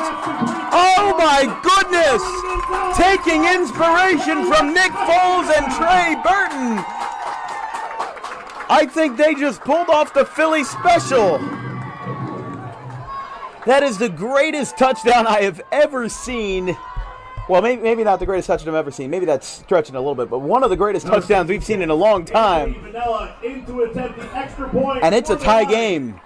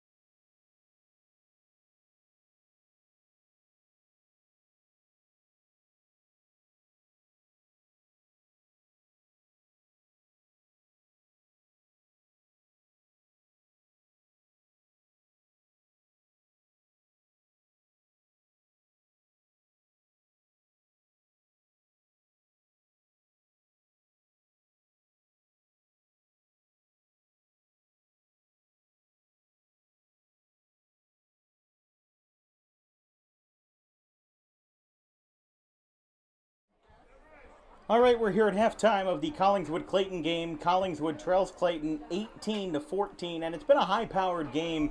Already more scoring in the first half than we saw all of last night, but for two South Jersey Group 1 teams that are relatively under the radar, these guys are pretty powerful in what they've been able to accomplish this game. Demetrius Williams doing what Demetrius Williams does best, 3 rushing touchdowns, over 100 rushing yards already. And the big thing about this game has been the penalties. Collingswood could easily be leading right now, if not by more than one score. But that one drive that had 4 holding penalties, right? Yeah. A delay of game and a false start and a partridge in a pear tree. I mean, you had everything imaginable go wrong for Collingswood in that drive. And now they've got to go back. The good thing is, even though they didn't convert on that last drive before the half, they do get the ball back to start the second half. So with Collingswood making so many mistakes, and arguably Clayton making similar mistakes like they did on that kickoff fumble, we've seen kind of a sloppy game. But then it's equalized into what has been a good matchup tonight. What do you think about what these two teams have to accomplish in the second half? I mean, what I see in the second half is, you got your jitters out the way, hopefully. You got most of your jitters out of the way in the first half. I mean, the first half was basically teams making mistakes to the point where we didn't think they were going to even convert for a first down until, look at that one drive Collingswood made. The drive took up pretty much the whole second quarter. And basically. That was just, penalty after penalty after penalty. It didn't look like they were going to come back. They converted, I'm pretty sure, what was it, a 3rd and 29? They got to 4th and 1. They had a they had the 28-yard rushing play on 3rd and 29, and then they got it through on the 4th and 1. So, this game has been defined by who has made less mistakes. And right now, Clayton has made less mistakes, and they have had some crucial mistakes in this game. So both of these teams have to clean up their act. It's been a clean game. It's not like there's been a lot of hard hits, just straight up tackles.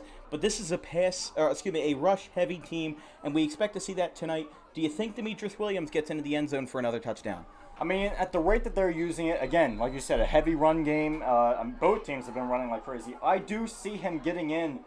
At the rate that they're going right now, with the amount of mistakes that they make, and then how these teams are bouncing back from the mistakes on just one play sometimes, I do see him getting into the end zone, possibly more than just once. Yeah, I don't know. He's already gotten 3 touchdowns tonight. He might go. He might go for the Triple Crown, but I have no idea. Look, this is a young team. These are both young teams. They lost Ian Gannon last year. Collingswood, like we said, as I've said, is a broken record all night. They are returning 2 starters from the 2023 season, and one of them's Lino Battaloni, and and we recognize some of the other names like Jan Anderson, Caden Luby, Julian Collins, some of the other guys, as well as Terrence Goffney. But how about Terrence Goffney, a guy that we didn't see at all last year, at least on DWB, and now he is their specialist. He's been returning kicks. He's been a specialist on the run side as well. And he's been a threat to be reckoned with on the offense, and he's poked a couple holes in that Clayton defense. So these guys are going to get ready to go, and we will take a very quick break as these guys take the field, and we'll get right back to it with 24 more minutes of WJFL action.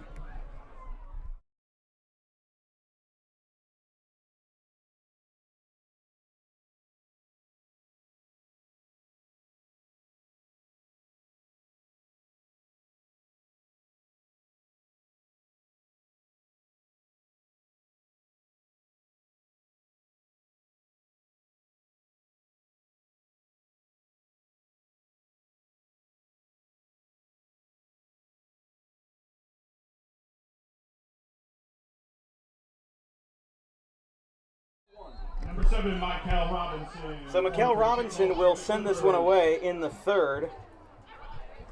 As this one goes over on the far side. This one's taken in. Big hit! Oh! Quaddy Walls with the great wall! And a huge hit to keep Collingswood inside the 30, but there is a flag, a very late flag coming in. That might be a personal foul. It shouldn't be, because that was just a big hit. I don't think that's a targeting. There's no way that's a targeting call. There's no way that's a targeting call. That was just a hard tackle. Yeah. Oh, they're waving off the flag. Oh, okay.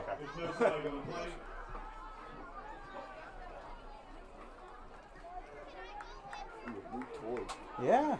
Clayton's band director left a megaphone. But I don't know. I mean, we might need that tonight. Collingswood has the ball, first and 10 from their own 30. Honestly, we might need that to talk over the band when they're playing right in front of us. So the flag gets waved off. Collingswood will start from the 30 after the big hit by Quaddy Walls and the return by Nate Laslaki. Or excuse me, by Jan Anderson. Wesley pitches it back to the right side, cuts to the right, gets through, and gets about 4 yards on the handoff to Ezra Katz. Number 5.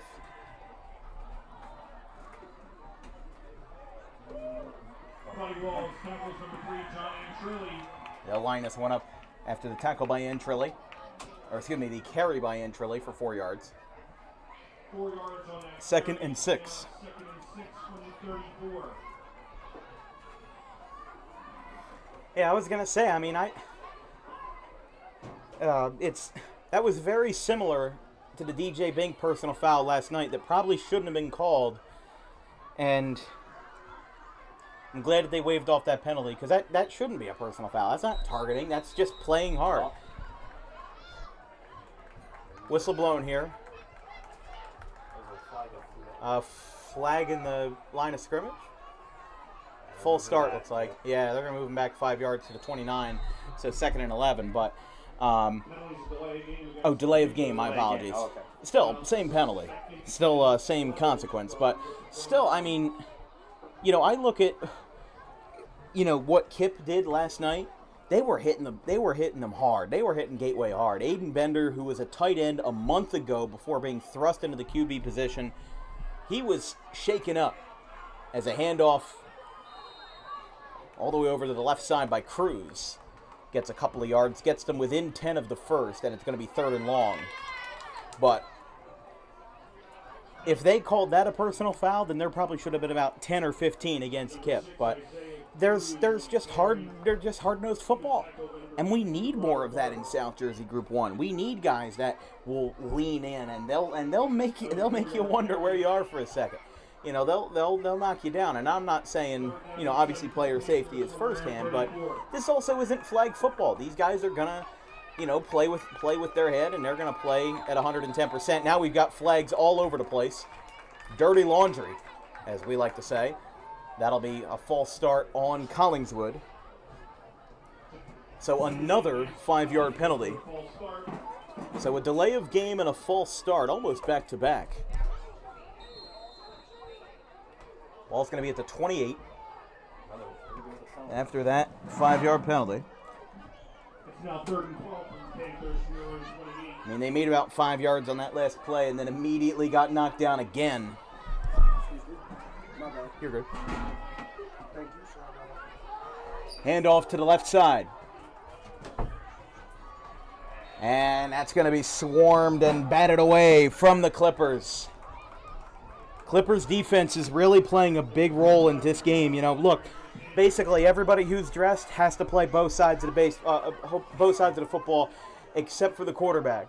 So, if you're playing both sides of the ball, playing all 48 minutes tonight, and you're making plays like that, stopping Collingswood, making them go 3 and out here, that is huge for you.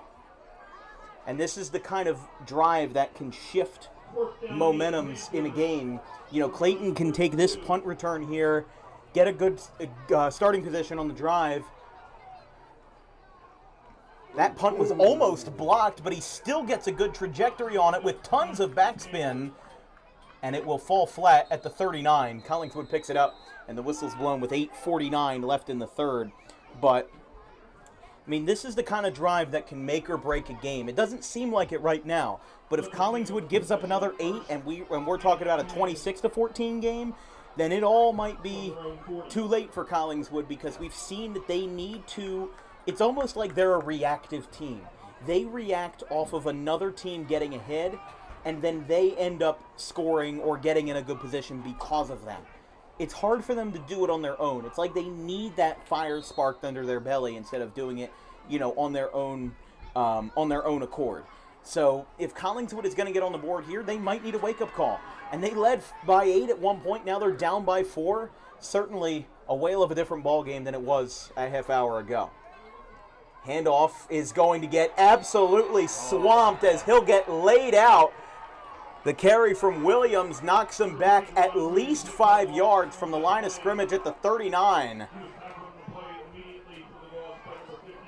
And that's a kind of rushing defense that Collingswood can now piggyback off of and force these guys further into their own corners. Take a bite out of the defense, take a bite out of the offense, that is, and continue, making that good run.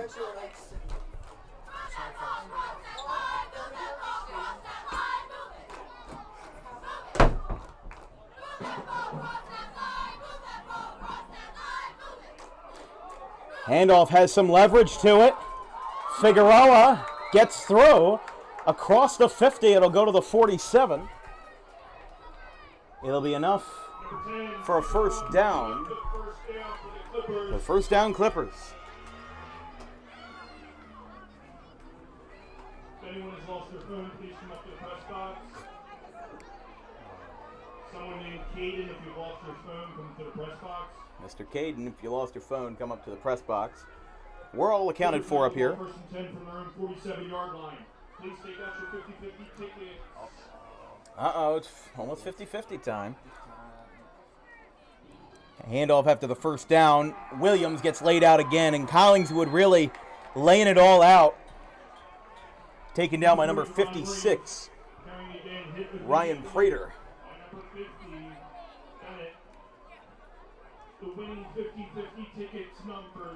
Actually, I apologize. That is number 50, Naim Bennett. But still, I mean, you've got a lot of opportunities to score here, and I think it's still early enough to where both of these teams are still in it. It's a one-score game on both sides, and there's a lot to be said about how this game has conducted itself tonight.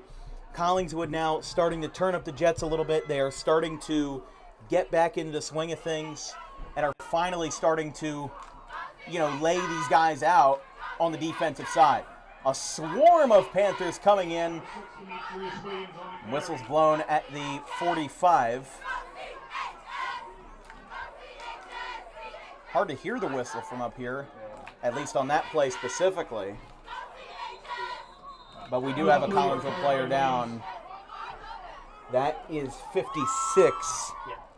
Yeah, that is Ryan Prater down on the far sideline. Clock is stopped with 6:27. I think they're stretching out his left leg there. I mean, we've seen some football games in early September, even through the entire month of September, where it's a 90-degree day, and these cramps and dehydration issues are an issue and are a prevalent issue. But, I mean, right now, I would say it's not exactly hot out there. It's 70 right now. Wind blowing 7 miles per hour to the east. By the time we're out of here, it's going to get as low as 69, and it's actually going to be really good the rest of the week. We're not going to. It's going to be 85 tomorrow, but by the time we check in from Paulsboro, it's going to be 73. It'll be 83 by the time we get out of there. And again, considering some of the days we've had this summer and the dog days of summer, 83 is tropical.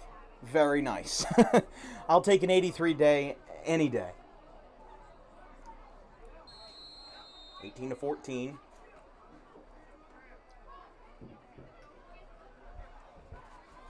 Clayton leads by 4 here. They took the lead with 30 seconds left in the first half on the third rushing touchdown of the night by Demetrius Williams, and they have not relinquished the lead since. Whistle's blown.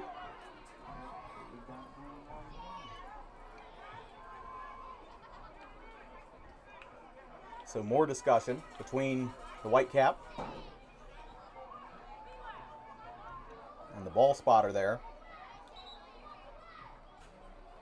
Referees are going to talk here. What's the issue?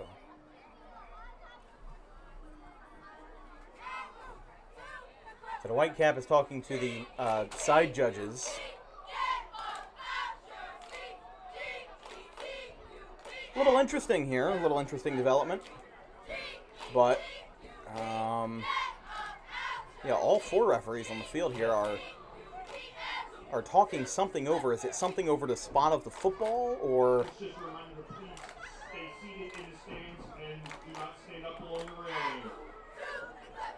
So there's Mike McEwen getting a word from the coach. They'll let the clock run. So whatever that was, we don't know, but it didn't seem to affect much. Didn't affect the spot or anything. Handoff goes nowhere. That's going to be 4th down.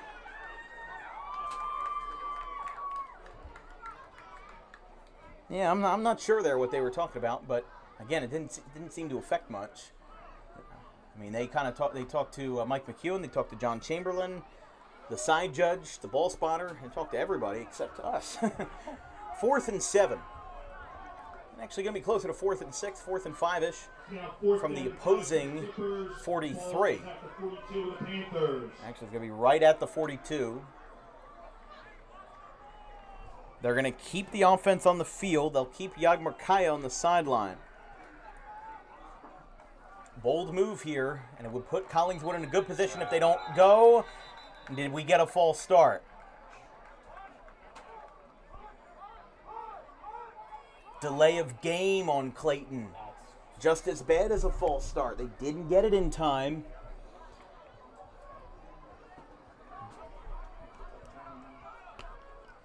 Clayton, your iPhone is still in the press box. Go get it. The penalty was false start against the Clippers.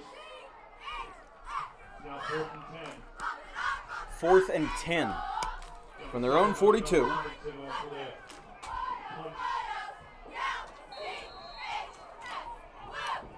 They might have to hand this off to Williams and work his voodoo magic again. And clock is stopped. Timeout. Yes, timeout Collingswood. First timeout of the second half burned by either team. We'll take a quick break. 4:55 left in the third quarter, and still same score that we left you with at the half. 18-14 Clippers.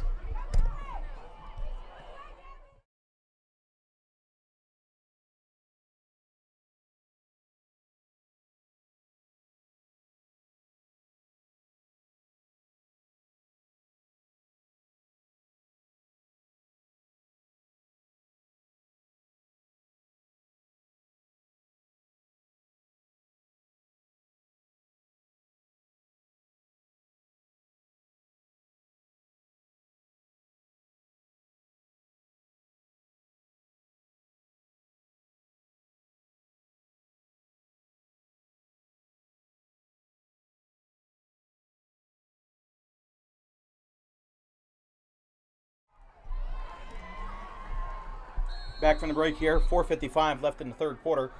Clayton needs a big push here, but now after the timeout, they will bring out the special teams unit with Yagmar Kaya. Ball gets pushed around at the 30, and the whistle's finally blown. But Yagmar Kaya's down here. The punter for Clayton is down. Did he get hit on the punt? John Chamberlain's coming out. Seems to be okay, as they'll take the special teams unit off, but he was walking a couple times. Now he just went back down to the ground. Did he get another cramp? Yeah, he's getting lifted on the left leg. So Collingswood's ball is going to be spotted at their own 31, down by 4. I just don't know. I don't know if he just went down with a cramp or if he hyperextended something. I'm honestly not all that sure.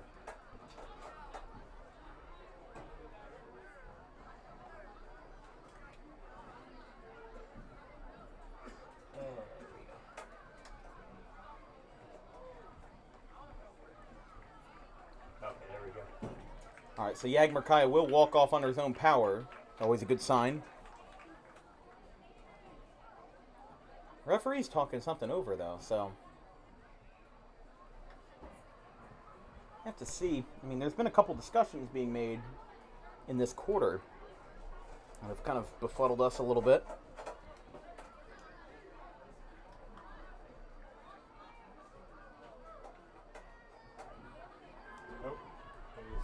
All right, so we'll get back into it. From their own 31, so no roughing the punter, no nothing. I guess whatever we didn't catch was just a product of I don't know what you want to call that. Product of something. Hyperextension, whatever you want to call it. And here's an extension of a first down. Here he goes. He's got men behind him, but nobody cares. It's a touchdown. Caden Luby. For a touchdown for the Panthers. Caden Luby goes 69 yards on that 69 yards, and Collingswood takes the lead.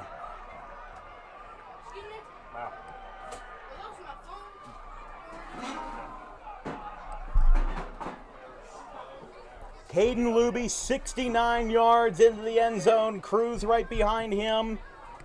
And with 4:36 on the clock in the third. Hold on, refs are waving something off here. And now Clayton's got a man down. He just pounded the ground again. I mean, he's heard about something. So again, the athletic trainer coming out for another stoppage. Not sure who that is down there. Curious what this could be, because that's Josiel Figueroa, who's had a lot of contributions tonight. He slammed his fist into the ground. But I don't know if it's just another cramp. I mean, I don't know. Like, it could be a dehydration. Could be. That's the thing, is that, like, I mean, I'm not a medical expert, but it could be something with dehydration. It could be something with, the amount of energy you're exerting. But it's not like you're in a risk of heat exhaustion here. It's 70 degrees with a little bit of wind too. So the real feel is right around 68, 67. And, like, I don't know. He's having a little more trouble than the rest of the players that have gone down with cramps tonight. So you're hoping this isn't more serious. He's has the hand of the athletic trainer helping him up. But that also begs the question, these guys need to be staying hydrated. But you also say at the same time, well, when do they have time to get hydrated? When these guys are getting dressed on both sides of the ball. They have to play both offense and defense. Like, I don't know what else you want to do here. You only get 6 timeouts and a half. 3 for you, 3 against you. And Figueroa walks off the field with his helmet to his side.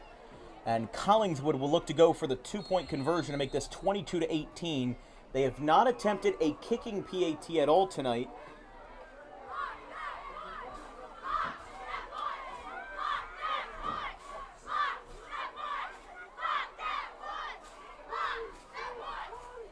They will go for 2. Handoff. And he gets through. They are 2 for 3 on the 2-pointer tonight. And Trilly got it through. Or excuse me, that is Cruz again. And it's now 22, Clayton 18. Kind of an unusual score. You'd think like 21-18, maybe 21-20. That would be something conventional. But 22-18 just feels a little weird. Like scoregami. You ever heard of that? I mean, that's the thing that John Boyce uses. I think he might have sold the rights to it or something, but it's every unique score in NFL history. And funny enough, we had 3 games last year. I'm going to quiz you on this.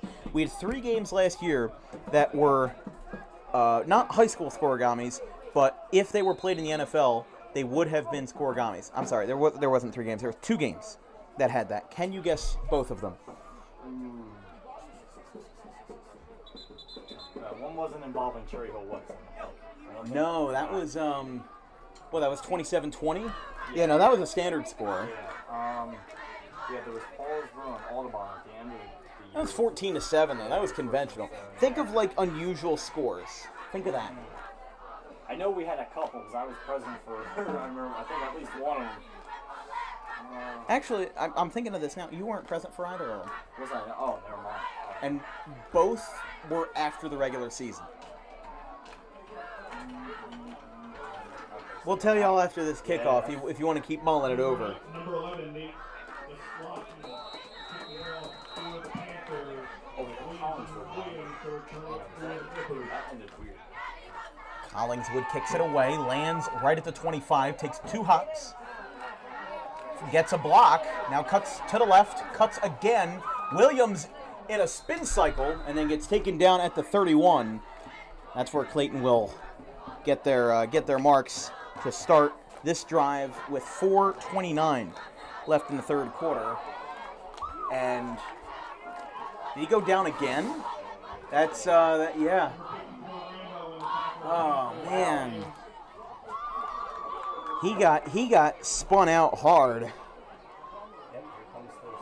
Yeah, I mean, just you gotta be thinking, are these players not dehydrated? Because this is a Clayton problem. This happened like to one guy on Collingswood, maybe 2 guys on Collingswood's side all night.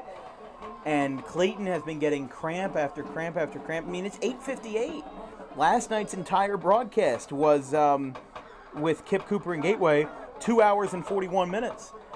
We're still midway through the third quarter, and we have 30 minutes left before we break that. So we've had 2 very long games to the football campaign this year. 2 very unusual games, to say the least, but just unusual what we've been seeing. And again, Williams taking off his helmet, like what does that do? I don't know. I'm just confused, basically. You know, is it something about dehydration? It shouldn't be something about the heat because, like I said, it's 70 degrees. But again, I don't know everything. You know, I never played a down of organized football. I played a couple years of organized soccer, and I had my fair share of cramps, but that was in the heat of summer. And, you know, that was when it was, 90 degrees out. So just from my experience alone, I mean, these cramps are taking a long time to stretch out and to kind of fix. And what it does inadvertently and indirectly is it kind of ices both teams. And we haven't really seen momentum be able to be built up because of the fact that all the stoppages. I mean, this is basically as many stoppages as you would get from having a passing play every single play like we did, again, Palmyra Gloucester Catholic last year. So, you know, when you want to talk about long games, that's the magnum opus for that, really. But just what's confusing me about this game is that it's a one-sided issue. Collingswood has less guys on their roster. You know, Clayton, just from a strictly eye test, they have about 35. Collingswood might have like 25, 30 listed on their roster. But that's what I'm confused about, is that, like, it's not a Collingswood issue. They had 2 injury stoppages tonight, and both were for just like legitimate. I'm not saying that cramps aren't legitimate injuries, but I'm saying like actual injuries that yeah, they're helping him off the field. So this is not whatever this is not a cramp. Just helping them, they're dragging. They're dragging Williams off the field. They want to resume play as soon as possible, so they're getting him off on the sideline. And now they can attend to him with undivided attention while he's off the field on the sideline. But it just begs the question, like, you know, is it a dehydration issue? Is it that one team is doing something that the other isn't? Again, I'm not a medical expert. Nobody here is, except for the athletic trainers themselves. But we've had almost every other play for Clayton. I mean, maybe that's a bit of an exaggeration, but almost every other play have a stoppage with a cramp or a hyperextension, something with the punter, with the running backs. But the longer Williams is out of commission, the longer he's on the ground, and with him being dragged out, that's not a good sign. And he has had so much positive contribution. You know, the fact that he has 3 rushing touchdowns tonight, and he has basically contributed all 18 points because the Clippers haven't had any extra point success. Oh, they're going to get a loss here. Whistle's finally blown. They'll get him to the ground. And a huge cheer from the Collingswood side, as that'll be a big loss, setting up 3rd and long. And Naeem Bennett on the tackle there. And that'll trap Clayton against the wall again.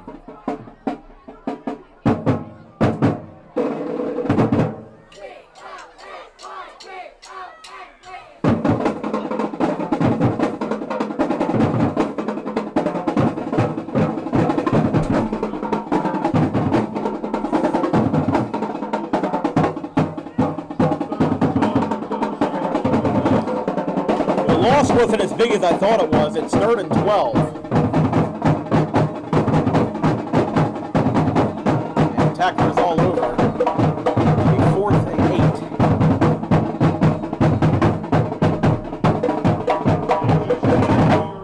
8. Clock's getting stopped again at 2:47. Why is the clock stopping again? Yeah, right. I heard the whistle. I heard the whistle, and then I saw the command to stop the clock. I don't see anybody down. Well, Chamberlain's telling his guys to get back onto the field. Okay, now clock is running again. 4th and 8 from their own 34. Number 7, Michael Robinson on for the return. And they will send us away with Yagmer Kaya. That's big for Collingswood because they were able to ice a lot of the time off the clock and now kind of have a fresh start for the remainder of the 3rd and the rest of the 4th. Very nice punt. Goffney gets around him. He's at the 30. He gets a block and kind of gets tripped up in a little friendly fire at the 42. And at 2:11, that's where Collingswood will start their drive here late in the 3rd.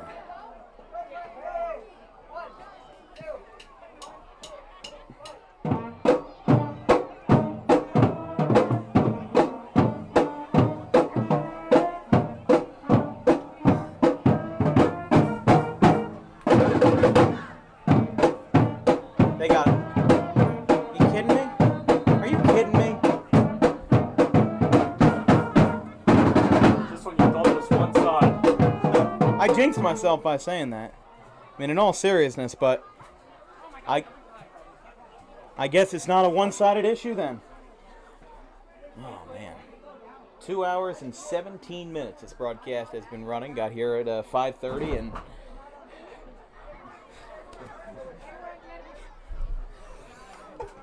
I tripped over a chair and those people are asking me if I'm okay. A little self-embarrassment here, but...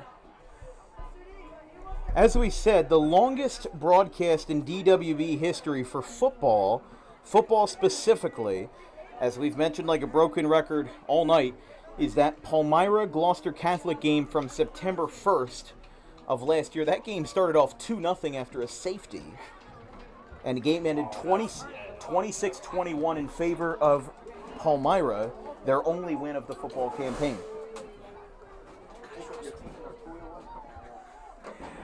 I was going to say we might have needed the megaphone to talk over the band, but that game, I apologize, it was a bit of a gross overestimation. It was 3 hours and 19 minutes, that was the broadcast. That probably is about 10 minutes extra on both ends. Still, 3-hour broadcast, 3-hour game.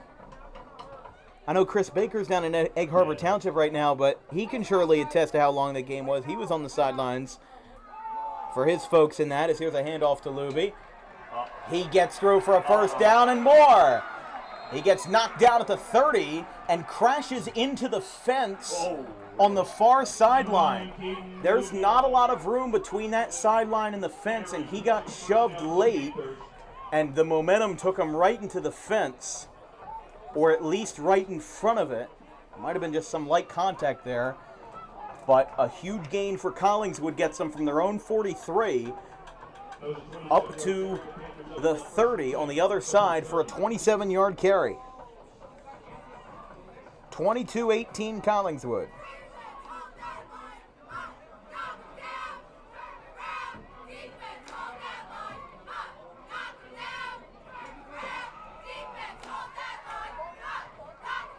Handoff stopped for neutral gain, maybe a gain of 1.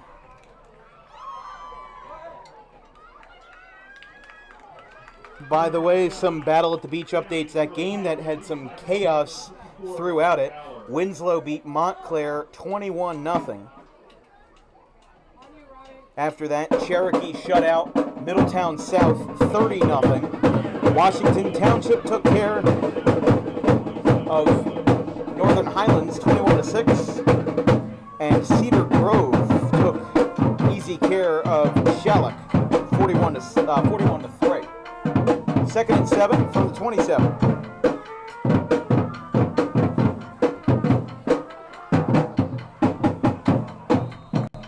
the left side. Goes out. It'll be third down. By the way, at the end of the third, it's 14-14 between Williamstown and Seneca. And at the end of the third quarter, it's 21-0. And we've got another Collingswood player down. It was one side for a little while. Now it's now it's Collingswood's turn. Oh boy.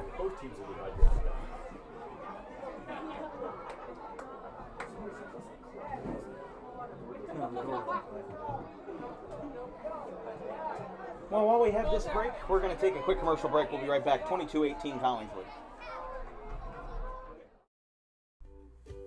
In life, the road ahead is full of possibilities, but to navigate it safely, you need the right skills. Harper Driving School is the premier driving school serving Gloucester, Salem, and Camden counties. With experienced instructors, many of whom are teachers in local schools, we are dedicated to your success and will help you master the road with confidence. With an over 95% success rate of students passing their road test on their first try, you know your student will be in good hands while embarking on a huge step of their young adult lives, all while avoiding the lines at the DMV and getting insurance discounts. We chose Harper, and so should you.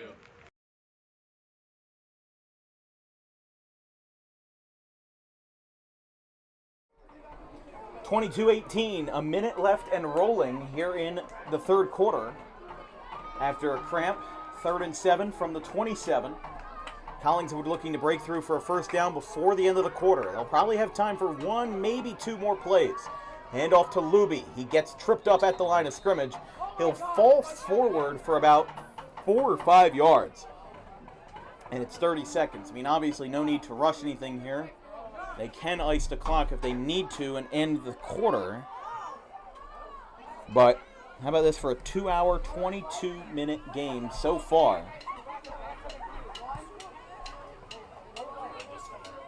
I think they're just going to ice it out. 12 seconds left on the clock. When we start the fourth, it'll be 4th and 3 from the 23, although on the other end. And Collingswood will have 2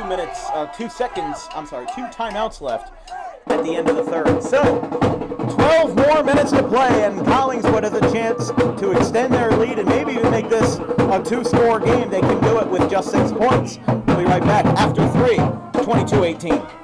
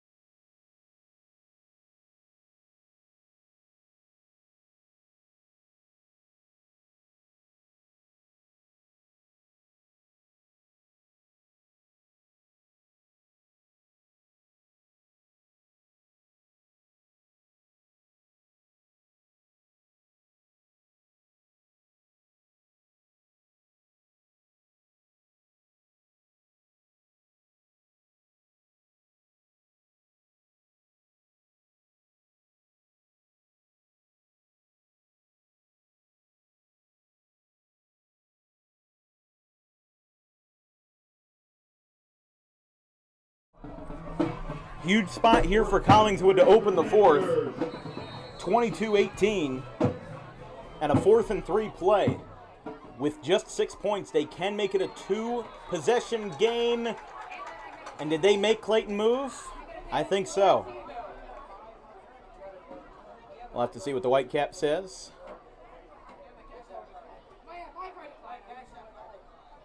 Yeah, offsides defense. That is a gut punch for Clayton. They needed that stop on the defense. That was not what they wanted.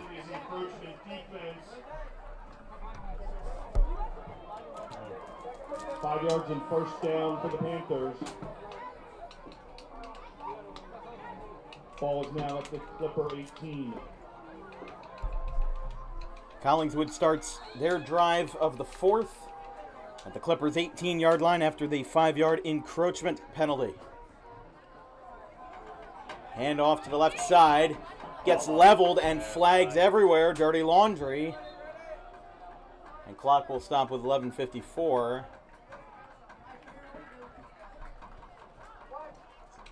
This is Luby on the carry. Block in the back. Defense. Yikes. So back-to-back really, really untimely penalties for Clayton.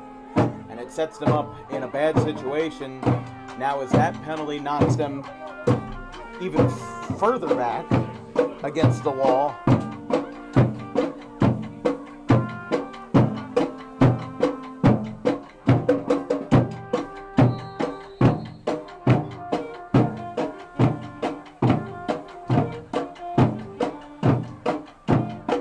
Back at it here, 22-18, Collingswood looking to score their fourth touchdown of the night. Hand off to the left, didn't get much there. Hey, that's good news for Clayton though. You know, it shows that their defense still has some prowess. They just can't let the penalties get the best of them. That's the last thing you want, is to have your drive ruined by penalties and to have, you know, basically you're giving up a touchdown, you're giving up a score because you couldn't keep yourself in line on defense. You know, look, they already, their first, before we even got a whistle down in the fourth quarter, encroachment and then illegal block doesn't help at all. And now these guys are well into the red zone. It's 2nd down and 9 from the 11-yard line. Oh, I'm sorry, from the 17. And another handoff finds some room, but gets leveled at the 11, a gain of 6. And that'll be 3rd down still. First down marker is at the in between the 9 and the 8.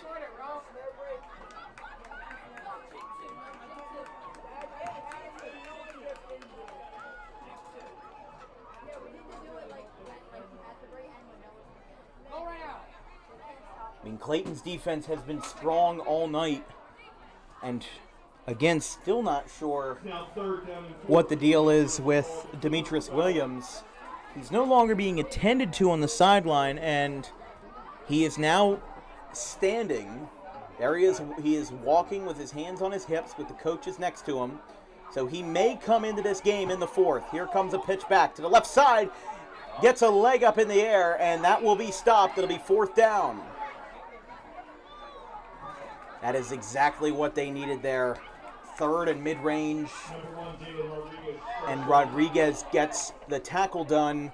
But Clayton's defense knows how to step up at the goal line. Some of the touchdowns we've seen tonight were barely even in the red zone. Luby's touchdown from at the end of the first half was a 16-yard carry. You know, these guys know how to make it work from mid-range distances and even from deep out.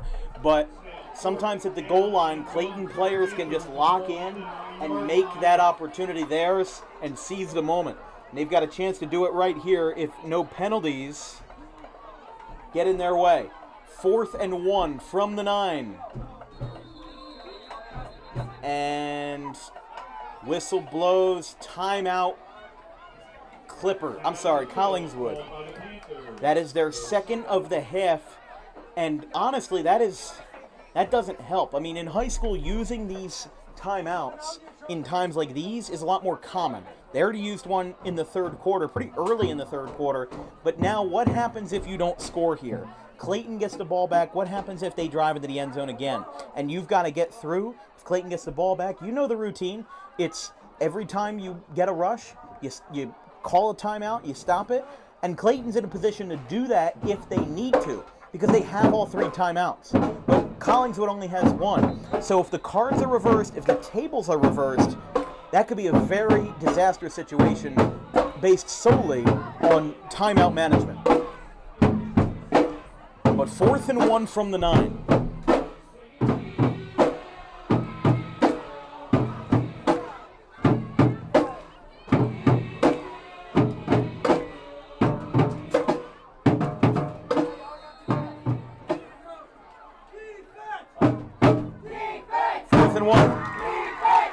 I think he got thrown. I think he got about 3 yards.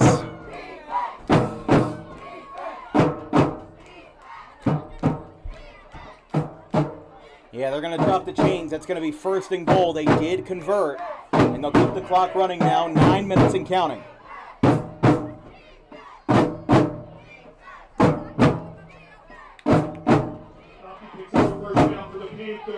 That is a huge first down there. I mean, Clayton has been known to make some great goal line and red zone stops on 4th and 3rd and short.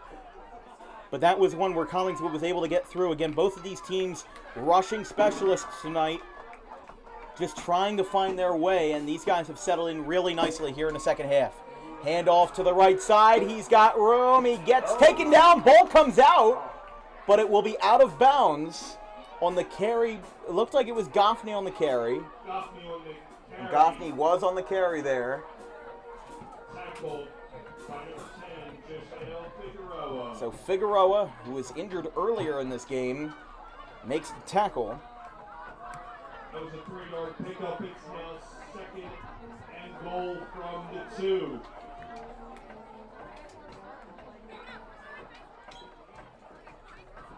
Second and goal from the 2. Panthers just need the 6 points to make it a 28-18 game and a 10-point, 2-possession game. Handoff, leaps, and he got it without much resistance. That is a touchdown, Collingswood, and waiting on confirmation. Yes, that is a touchdown, Panthers. 28-18, and they take a 2-possession lead here midway in the 4th. Well, that's big for Collingswood. Absolutely. I mean, they could have very well been stopped on 4th and short by the Clippers defense, but they got through, and that lucky break was all they needed. Didn't have much resistance at the goal line, and now it's a 10-point game. If they convert here, it's a 12-point game, and it makes it even harder for the Clippers to string together those 2 touchdowns in what will be 8.5 minutes. It's going to be tough for these guys. Yeah, I mean, you look at it right here. It's one of those situations, Collingswood doesn't do it. They don't get the 6 points that is, a must-need right now. Clippers, you could be looking at a whole different situation, but unfortunately with the Clippers defense. They're going to let this one fly to a wide-open man, and it's caught, and a stare down ensues. Caught by Ernest Carter. And they have converted on their 3rd 2-point conversion tonight, 30-18. Excuse me, Anderson completes the conversion.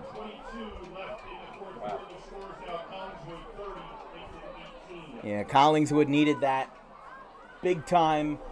I mean, a 10-point game is easy enough, but a 12-point game, they know Clayton hasn't been 100% on the extra points tonight. They've had 2 blocked. They went for 2 once. That didn't go. And referees are talking something over here. All the referees are still, yeah, it's good. Okay, so they confirmed that it's good. I guess they were just talking about something. I mean, it was just weird from what we saw, and they'll take the field for kickoff again. But Clayton now has to score 2 touchdowns. It's not like with 10 points, you can maybe not cheat, but you can sneak your way up there a little bit, with a 2-point conversion. And, it's 8 points right there. Then you need a field goal. But this is South Jersey Group 1. Kickers are hard to find.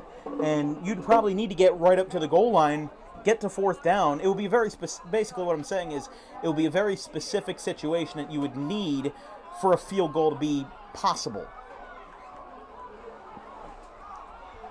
So Panthers will kick it off to the Clippers. So Demetrius Williams back in the game to return for the Clippers. This will be sent away. They need a good return here, and they're going to get one as it's going to go out of bounds at the 38, and it'll be a kick out of bounds. That was huge for Clayton. They needed that. If you're backed up against your own 20, your own 10, 30, whatever it is, that wasn't going to help your cause, and now these guys are going to get good field position on the offensive side. So kick out of bounds sends Clayton further up the field. I mean, here's my thing, though. Williams went down with what seemed like a relatively serious injury, considering he was dragged off the field. He couldn't bear weight. He couldn't stand up. Now he's back in the game. And he didn't have to touch the ball at all, so we didn't see how he is. I mean, he's walking. He's bearing weight. He seems to be okay. But if you're John Chamberlain, if you are the Clayton Clippers right now, do you limit his use and then only use him when you need him? Or what do you think they should do here?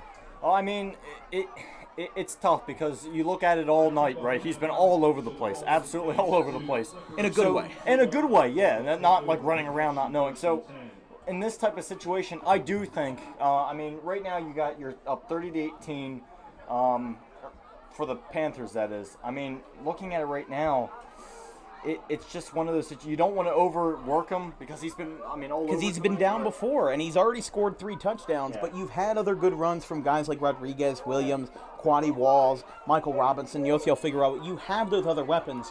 So we'll see what they do here. And they are going to send it back to Williams, who crosses over a couple of guys. I think he's quite all right. He's down to the 30. He's down to the 20. 10! Touchdown! Clippers! They did it again. They've worked their voodoo magic. Demetrius Williams, 4th touchdown of the night.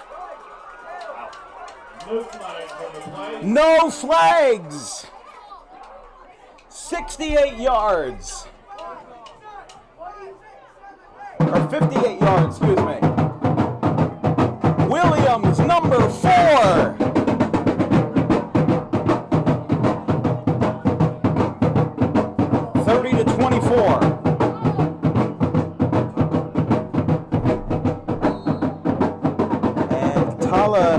Yagmerkaya still on the sideline,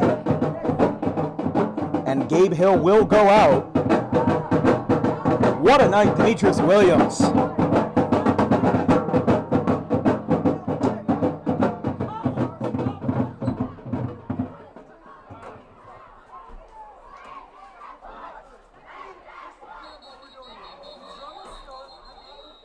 Whistle's blown.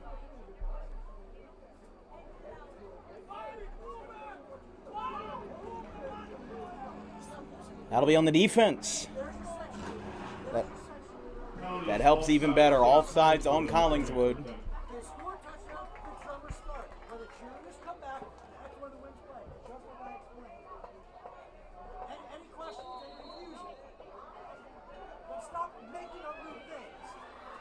Oh, wow. Huge upset out of South Jersey. Bridgeton just beat Lower Cape May 12-3. Bridgeton's first win since November 13th, 2021, which was a 20-0 victory at Vineland. Dominique Williams wins his head coaching debut. Handoff. Looks like he got it.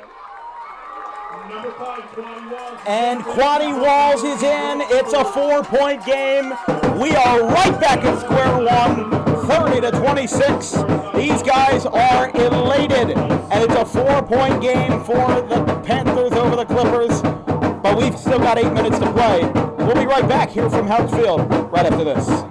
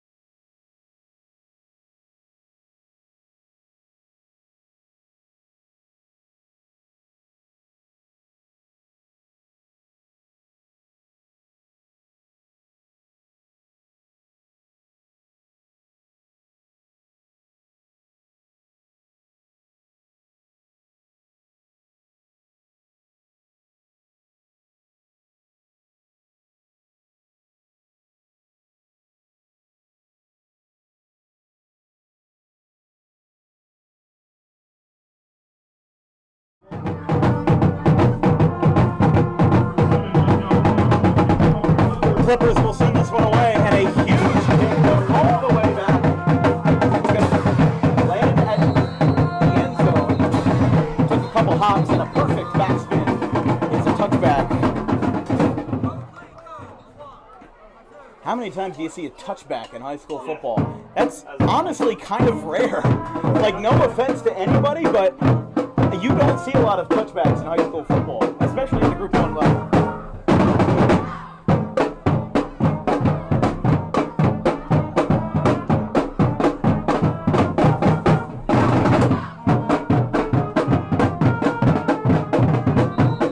By the way, we are on an official DWB Classic Watch.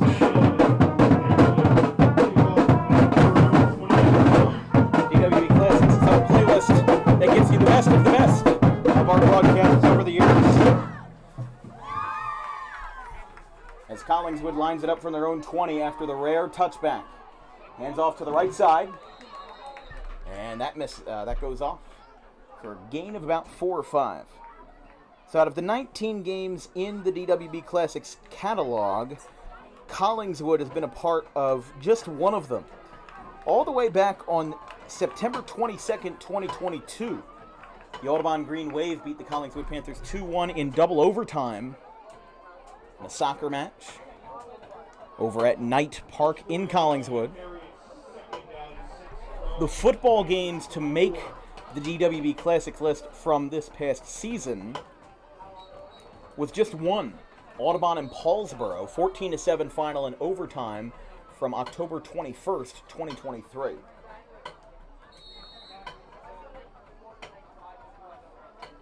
Clock will run again, 7:27 now and counting. 30-26 is the score here between Collingswood and Clayton.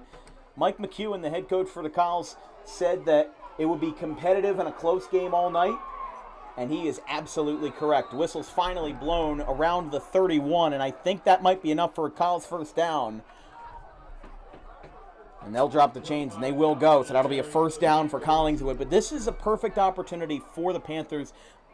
Whether they get into the end zone or not, they are icing the clock. They're moving the ball forward. They're forcing Clayton to use more time and, if necessary, use their timeouts.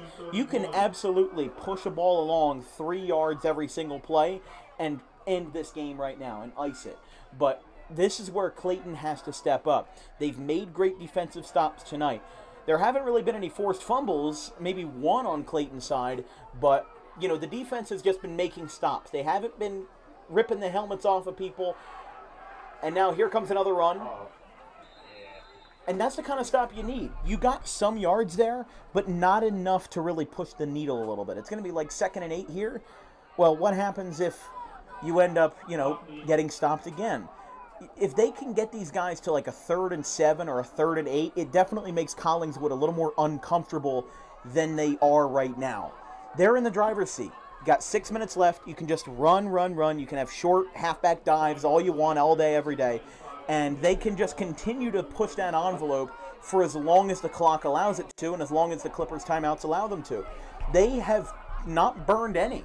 So the Clippers still can burn 3 of their timeouts. Collingswood only has 1, and that's going to be a first down. That is not what they needed there as it gets well past the first down marker at the 44. Hold on here. Did they call for the ball? Clayton wants it. Okay, just a false alarm there. I mean, you could see Quaddy Walls. He was basically hopping and skipping down the 50-yard line thinking that that was his ball. But not today. It will be a first down, and they'll move to chains. Ball is spotted at the 43 for the Panthers. This broadcast is brought to you by Dangerous Adrenaline Wrestling Gladiators, #1 promotion for wrestling in South Jersey. They will rock the Sacred Heart Church at Riverton on Saturday, September 28th, including reigning champion Breaker Morant and former WWE tag team specialist Tank Toland, along with a special appearance by ECW original Jim Molyneux and more. Bell time is 7:30. and admission is $20 at 104 4th Street, Sacred Heart Church in Riverton, Saturday, September 28th. 5 minutes now left in regulation. I mean, this game is almost certain not to end in overtime. I think we're going to be out of here in the next 5 minutes, and Clayton does have a player down. So ball is at the 44. It's 2nd and 9.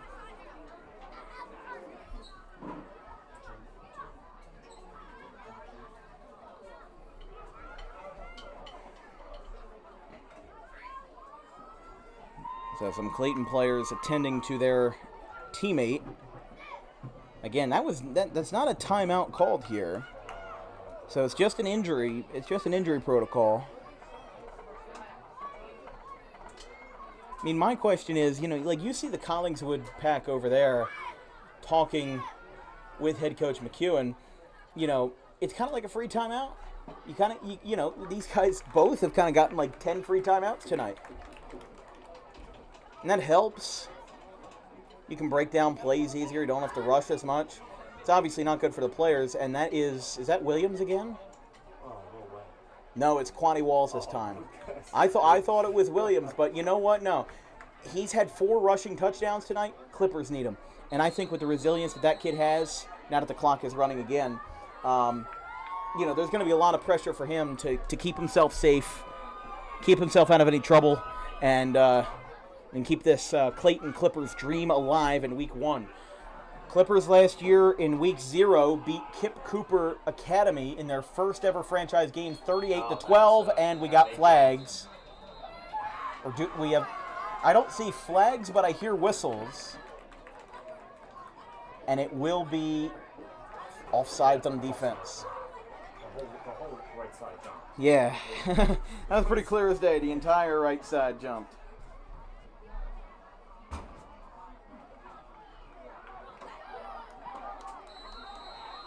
Penalties encroachment defense against the Clippers.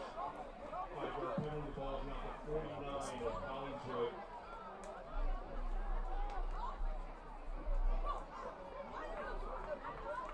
Second and 4.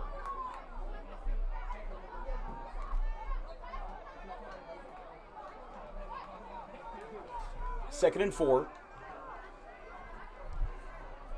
Can't get a first down here. I mean, look how much time they've chewed off. Got 4 minutes left. Oh, he gets tripped up, and he falls. And a huge hit for Figueroa. And he gets knocked down at the 48. That'll be 3rd down and midway now. But they needed that. They have chewed off so much time that Clayton is now going to have to pick up the pace if or when they get the ball back.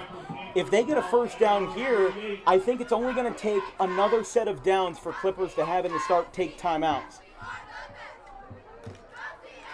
So they absolutely need to get a stop these next 2 plays, or maybe next one. We'll see if Collingswood, they might want to bring out the special teams unit if they don't convert here. They do get a sweep to the right. He gets a block, and an absolutely nasty hit from number 6, Demetrius Williams. 25 Goffney on the carry. Goffney stopped by Williams. I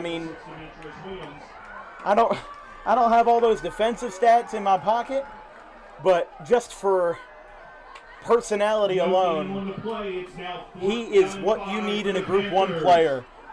Defensive menace, offensive unstoppable force. And Clayton will finally burn their first timeout with 3:01 left. And now it's 4th and 5. And, regardless of how the rest of this drive plays out, Collingswood did the job that they needed to. They came into this set of downs, or they came into this drive with 7 minutes left after the Clayton touchdown. Actually, they came away with 8 minutes left, but still, in this one drive alone, they are right around midfield. They only gained 30 yards, and they chewed 5 minutes off the clock. That is exactly what Mike McEwen and the entire Collingswood crew needed. They needed them to waste time. That's exactly what they did. They held them up. They got through on a 4th and short, and they got a couple penalties along their way too. And this game has been just kind of iced out, and with so many delays, injuries, flags, it hasn't allowed either team to pick up the momentum and go on this crazy 2 or 3 score run. It's kind of kept everybody in check. And, you know, this is what we're seeing tonight in what has been an excellent game so far. You know, we didn't have a lot of one-score games last year. We had a lot of blowouts. And very nice to see that the first 2 games of this season have been quite nice. 4th and 5. This is make or break time. 3:10 on the clock. Clayton burned their first timeout. Collingswood has 1 remaining, and Clayton has 2. And now there's a flag. It's from the back.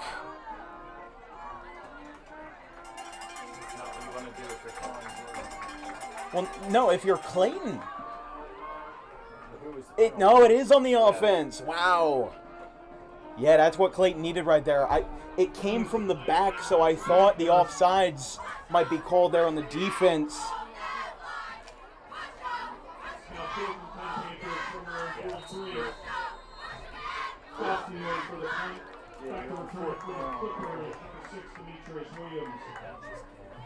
Fourth and 10. Now there's more flags as the punt didn't get to the kicker. It didn't get to the punter, excuse me. The snap from the long snapper did not get to the punter. It took a couple hops and fell short ultimately. What happened there? I mean, we basically know this game almost certainly cannot go to overtime unless false start. It'll be 4th and 15. That's even better for the Clippers.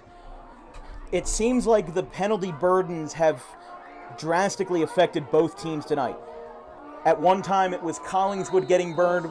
Feels like eons ago, but in the second quarter, what did they have? 4 holding calls in 1 drive, and then they had a false start and a delay of game and a couple other ones as well. And then the Clayton Clippers seem to be getting burned with penalties. Now the pendulum has swung the other way. This one is going to have some heavy backspin. He's going to pick it up. It'll be at the 25. And the Clippers will take over down by 4 and 3 minutes left.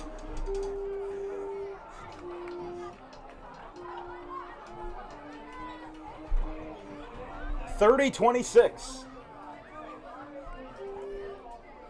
We didn't really have, we had 1 game-winning touchdown last year. And that was Audubon Paulsboro. That was the overtime game. That was the only game to go to overtime in our high school football schedule last year. Clippers have it at their own 19. But if we've seen anything that what Demetrius Williams can do, went 69 yards for a touchdown earlier in this first half, then went 58 earlier in this quarter. He's a menace tonight, and he scored all 4 rushing touchdowns for the Clippers. And he breaks free again. Demetrius Williams, have yourself a day. He's at midfield. He's hugging the sideline. And he's down at the 23. This place is shaking in Clayton, New Jersey. That was number 6, Demetrius Williams, on the first down carry for the Clippers after Enoch Figueroa's. What can this guy not do? I mean, it's a one-man band here. 4 touchdowns. He's got to be over 150, 200 yards tonight. This is a legacy game.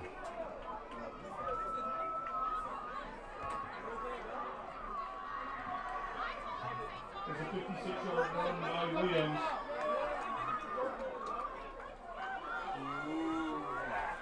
No, not going to get it on that one. No such luck, but after that play, You gotta let the clock. you gotta let the clock settle here. You can't put yourself. There's not a real too fine a point to put on it, but now you're in a better position. You're at the 26.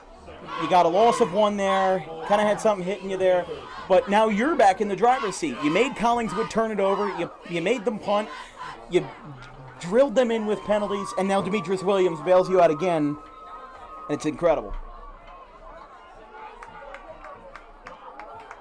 By the way, that run being 46 yards from Williams. He takes it again. He breaks through. That's Walls this time with under 2 minutes left in regulation. Hold on here. What's going on? Yeah. I mean, Collingswood. There's a minute 41 left, and it's third and mid-range now. You got 3rd and 3. So it's not impossible. Like we said, Williams, 985 rushing yards in his junior season. Now Walls, that should be short.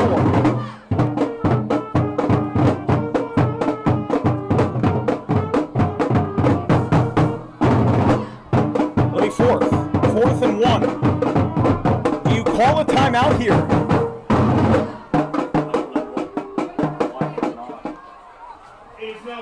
There's less than a minute on the clock. 55 seconds and running. 4th and 1. Listen to this crowd, and time is called, 50.8. And Collingswood calls the timeout. No, I wasn't expecting Collingswood to call the timeout. I was expecting Clayton to call the timeout.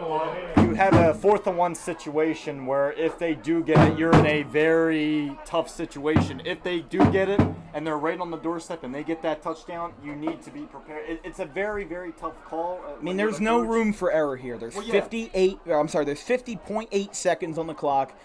You can't tie this game with a field goal. You're just out of range. It's 30-26. You can do the math if you want, but this is a situation where Clayton just has to bear down and get themselves ready to go. Yeah. But a lot of pressure. It's a lot of pressure there on Clayton. is so much pressure here. And they've done it before, but Collingswood just seems to step up at the right time. 4th and 1 at the 16. And you hope there's no penalties, too. They're going to sneak it. They're going to sneak. Oh. They got it. They got it. And now there's time called.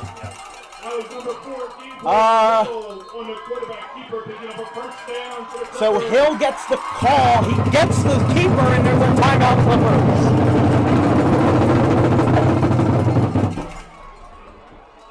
That'll be 1st and 10. They'll spot it from around the 15. 47.8 is what we have on the clock here. The clock on the bottom of your screen is not official, maybe off by a couple of seconds. It is a human operating it after all. Don't forget, if I have a voice tomorrow, tune in for West Jersey Football League action between the Pennsgrove Red Devils and the Hillsborough Red Raiders, 10:30 a.m. tomorrow. Some final scores from around the area. Millville beats Holy Spirit 35-0. Donovan Catholic fell 35-6 to St. Augustine, and 21-14 is the final. Williamstown over Seneca, their first win in 2 years after a winless 0-9 season last year. Williams has it again, breaks a tackler by his feet. He's getting pushed forward, whistle's blown. Now you got to get back to the line of scrimmage here unless you want to call a timeout. Clippers players, there's a little Clippers player slow to get up. It's 52, Roddy Harper. 26 seconds. Everyone standing on the sideline, and they spike it, 25. 25 exactly on the clock here.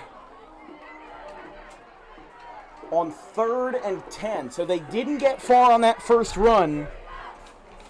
And then it spiked. It's now 3rd down and 12 from the 16 of the Panthers.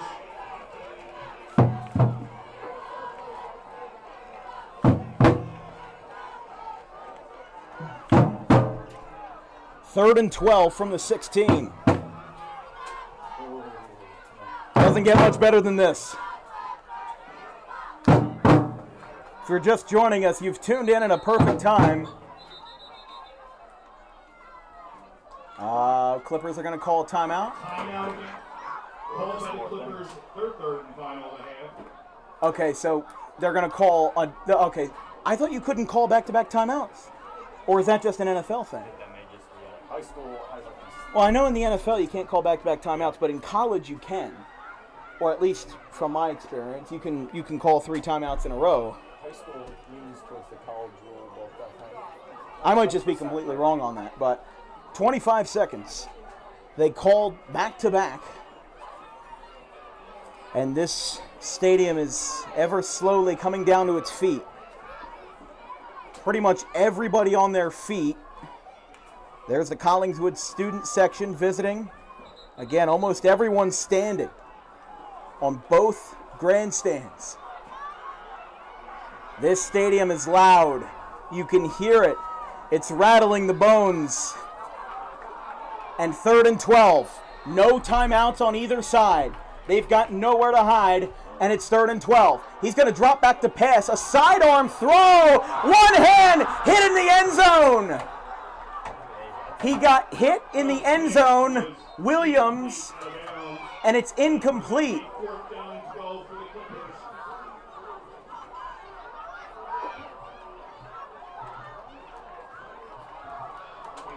Well, yeah, I mean, he was out. The ball was out anyway. But he wasn't necessarily until he did. I mean, yeah, he kind of got hit while he was leaping in midair. Well, the momentum may have carried him out anyway. And here we go. This could be the last chance. Do you try it with Williams and try another 11th hour run? 30-26. They're changing up the play call here. Williams, far on the left side. For one of the first times tonight, they're in the shotgun. Ball goes under him. He gets hit hard. Ball is loose. He gets hit again. And Collingswood is going to come home with a Week 0 win. But there's whistles. And Collingswood is going berserk. Collingswood takes over on the... Collingswood will take over. And in an incredible turn of events, I think they're trying to get this sorted out. But a double whammy as on just their second shotgun snap of the night, they would go for a pass. I think they were going to try to go for Williams. And then after all that, the ball went under his legs. He got hit while he was trying to retrieve the football. And then the second time when a Clayton player picked it up, he got hit again. Collingswood goes over, takes the knee, and in an incredible night, our first Friday Night Lights showcase of the 2024 season, in an instant classic, the Panthers, with 3 seconds left on the clock, win this one 30-26.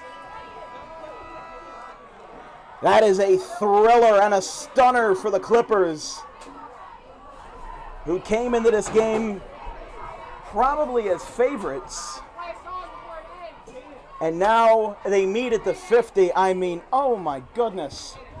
You do not get much of a better game than that. I really thought Clayton was going to have the chance, but it was slipping away from them as soon as they got into that 3rd and 12 situation. They went for that one pass. This is not a passing team.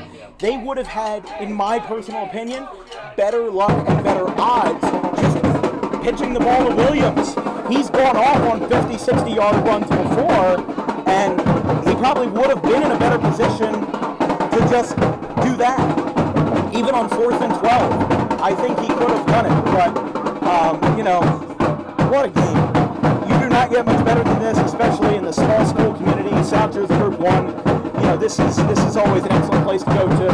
And Collingswood has to be really proud of themselves. Like we said, I hadn't mentioned it in a while, but how about the fact 2 returning starters? Let's mention it again. Mike McCune texted me today. He said, today is the start of a rebuild.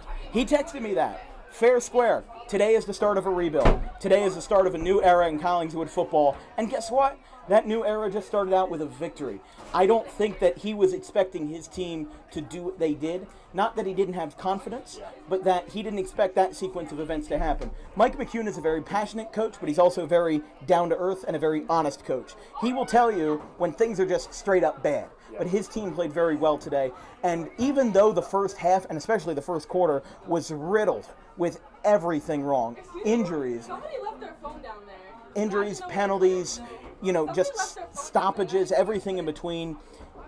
it's been an interesting night for both of these teams tonight. But Collingswood ended up coming out much cleaner in the second half, and they ended up having less problems overall. They ended up having less penalties, and I think what ended up hurting Clayton a lot more was the cramping issues. I mean, they had almost every other play result in a cramp, and what were they doing on the sideline? Well, you got to consult your players. You basically had 10 or 15 free timeouts. So at the end of the day, you know, it was a very good game, but you know, Clayton, I definitely think, what a night for Demetrius Williams, though. You got to feel for him.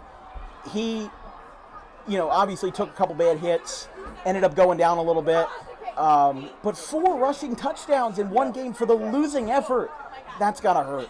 And the fact that he was able to get what he did done, so impressive for him tonight. I mean that's obviously the first thing you got to talk about, Demetrius Williams. I mean, looking at the type of game he had, and he was part of that whole type of Clayton vibe, where it was no matter what happens, we're not going to go away. And there was a part in that game, especially in the second half, where I thought that they did not have a chance to even make this game close. I thought they were done. The defense, they came out. They weren't exactly looking too good. They first came out in the beginning of the second half. They got the stop. I thought they had a chance, but then the offense could not contribute. But then, especially at the end of the game, penalties after penalties after penalties. So if I'm a Clayton fan and I see how they worked through all those penalties and where it looked like they were just going to be put away by the Panthers, they would come back every single time. They kept bouncing back. So a game like this in week 1 with all the mistakes they made, but yet they were still able to come back and at the end make it to the point where people were breathing so heavy. I mean, you could feel the atmosphere. You could feel it in the air. Oh, yeah. It was incredible. I mean, both these teams, yes, obviously one came away with the W being the Panthers, but Clayton, so many times it looked like they were done. They managed to come back, and I mean, hey, I got to give credit as well to the Panthers. Can't count them out of this as well. I mean, they a feisty team in a rebuild. I said this before we were on air at the beginning of the broadcast. I wouldn't be surprised if they would come out here and just play like none ever before. I mean, they had an incredible game. Another team that just would not go away. They did have a lot of penalties in the beginning. They had one drive where there were, 4, I'm pretty sure, was it 4 or 5 penalties on one Something drive. like that, yeah. And they were able to just completely, another team that just would not go away. And with the amount of mistakes made tonight, again, it's week 1.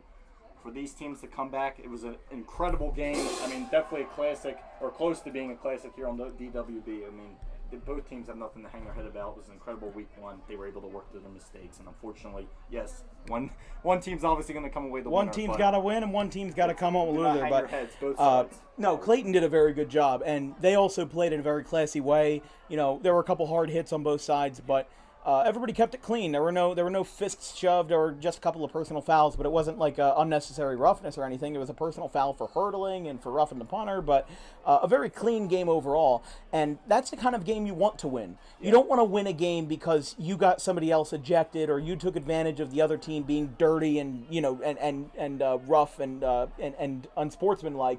These two teams know how to play legitimate football, and we only saw maybe 5 passes between the two teams tonight, but we still got a 30-26 score because of guys like Caden Luby who were able to break away and make those big opportunity plays when it mattered most. And Demetrius Williams, like we said, 2 of his touchdowns, one was 58 yards, one was 69 yards.